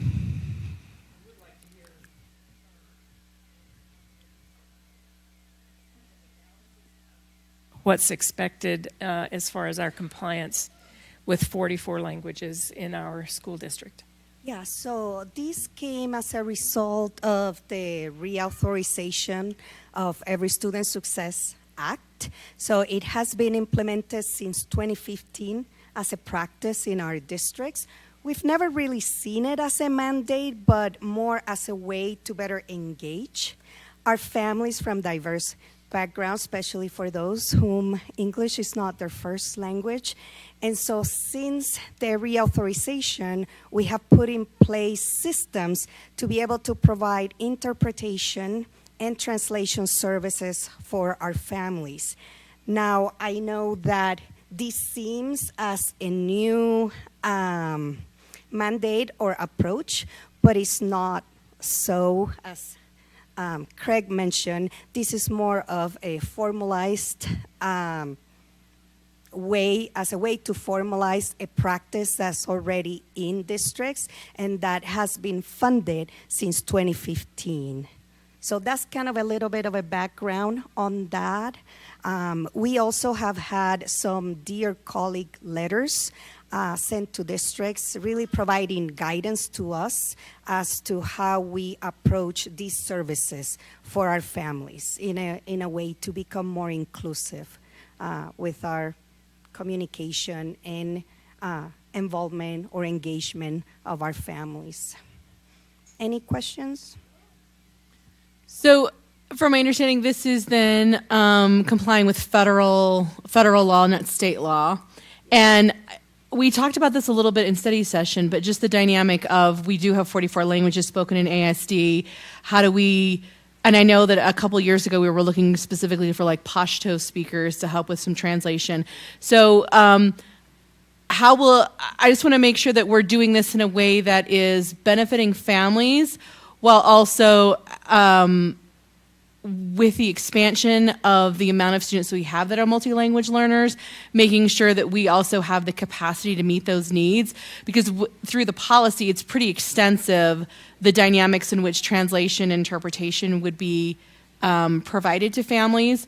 So do we have like the appropriate support to make that happen? And I think there was a piece, and I'm trying to remember where it was in the code, where it talked about if you just walk into a school and just kind of have a meeting that's not necessarily scheduled, that interpretation and translation. How are we meeting the needs of those parents when maybe we are not maybe aware of a specific language need until a student is in the school? Does that make sense? Yeah, absolutely. Okay. So I'll address first, we have 4 different methods by which we are trying to meet the needs of our families. We do have a pool of interpreters that we have grown over the years for, I will say, our top 3 languages right now. They are easily accessible. We could call them within even 24 hours or even less than that, and we could provide or assist somewhat with some of the impromptu needs or meetings. However, we're not always able to do that if we have to support languages that are not easily accessible. Those need to be coordinated ahead of time only because We work with third-party agencies, so that's our second method. For languages that are not readily available or accessible to us, we work with third-party agencies that do provide those services for us, and we outsource those. Now, the third method and fourth are both through more on-demand. So we have talking points, and that's a text system where schools add a notice or just immediately could send a text to families and try to communicate messaging that way. We also have Propio, and Propio is on demand over the phone. In fact, I have a card right here with the phone I always carry with me. We have handed this out to all of our schools. They all have access to talking points and also to Propio. Now, those are paid through a software grant that also pays for curriculum for our multilingual learners. So we do braid several funding sources, state and federal, to be able to support these 4 different methods of providing services to our families. With impromptu meetings or needs, a lot of our schools right now are hiring office staff that will speak the language that represents most of their community members, but sometimes we're not able to provide that and we have to reschedule. Can you tell me what the 3 languages are that you have access to? Yeah, so right now we could provide for Spanish, Portuguese, Chinese. There's one more that's not coming to mind. But yeah, I would say those 3 definitely are the most requested. We do have other languages. Oh, thank you.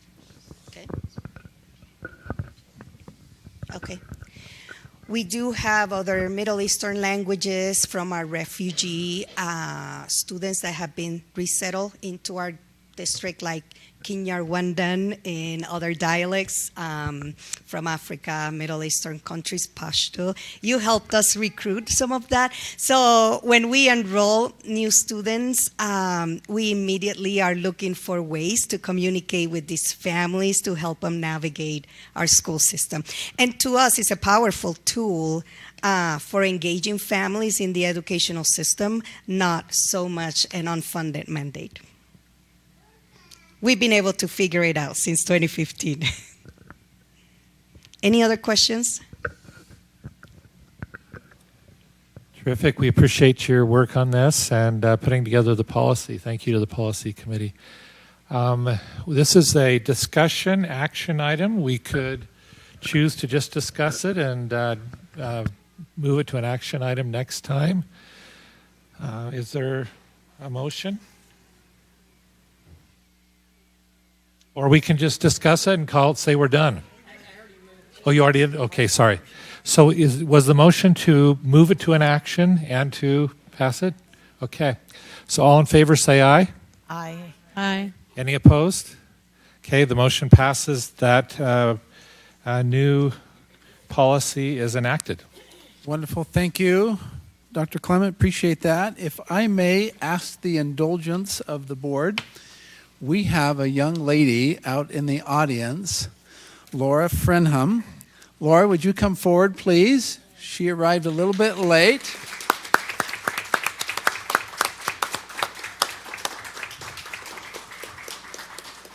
And I'm going to read again the tribute to Laura.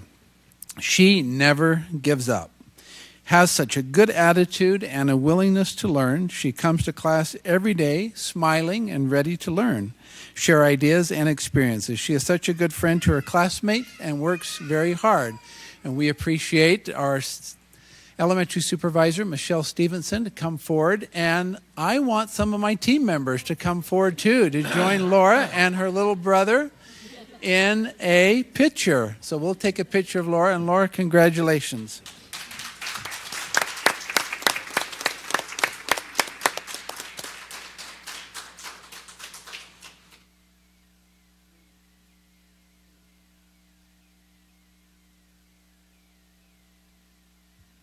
And Laura, you got to come up here and shake our hands.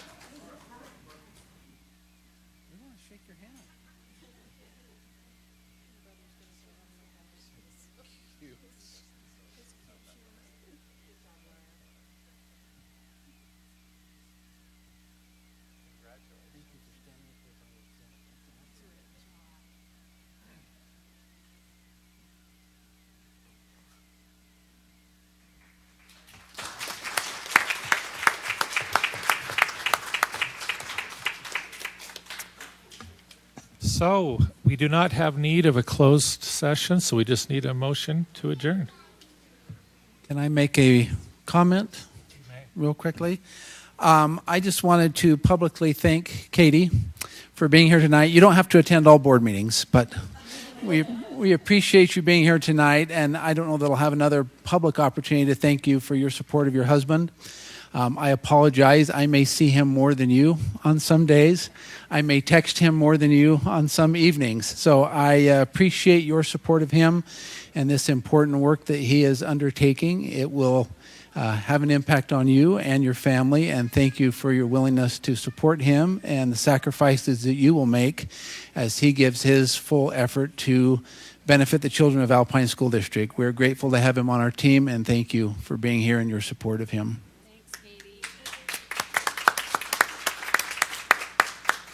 Any other board member reports? I have one. I'm Go so ahead. excited. So today in Teaching and Learning, Brian Jelly came and did a report of the summer collaboration PD days this year.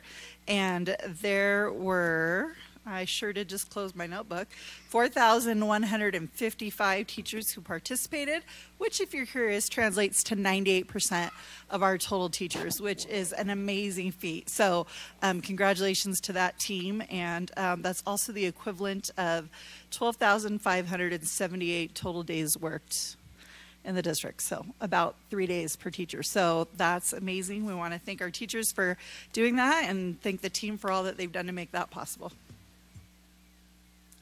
Any others? Is there a motion to adjourn? I move that we adjourn. I'll second it. Motion from Sarah Beeson, a second from Sarah Hack, and all in favor say aye. Aye. Opposed? The motion passes. Thank you.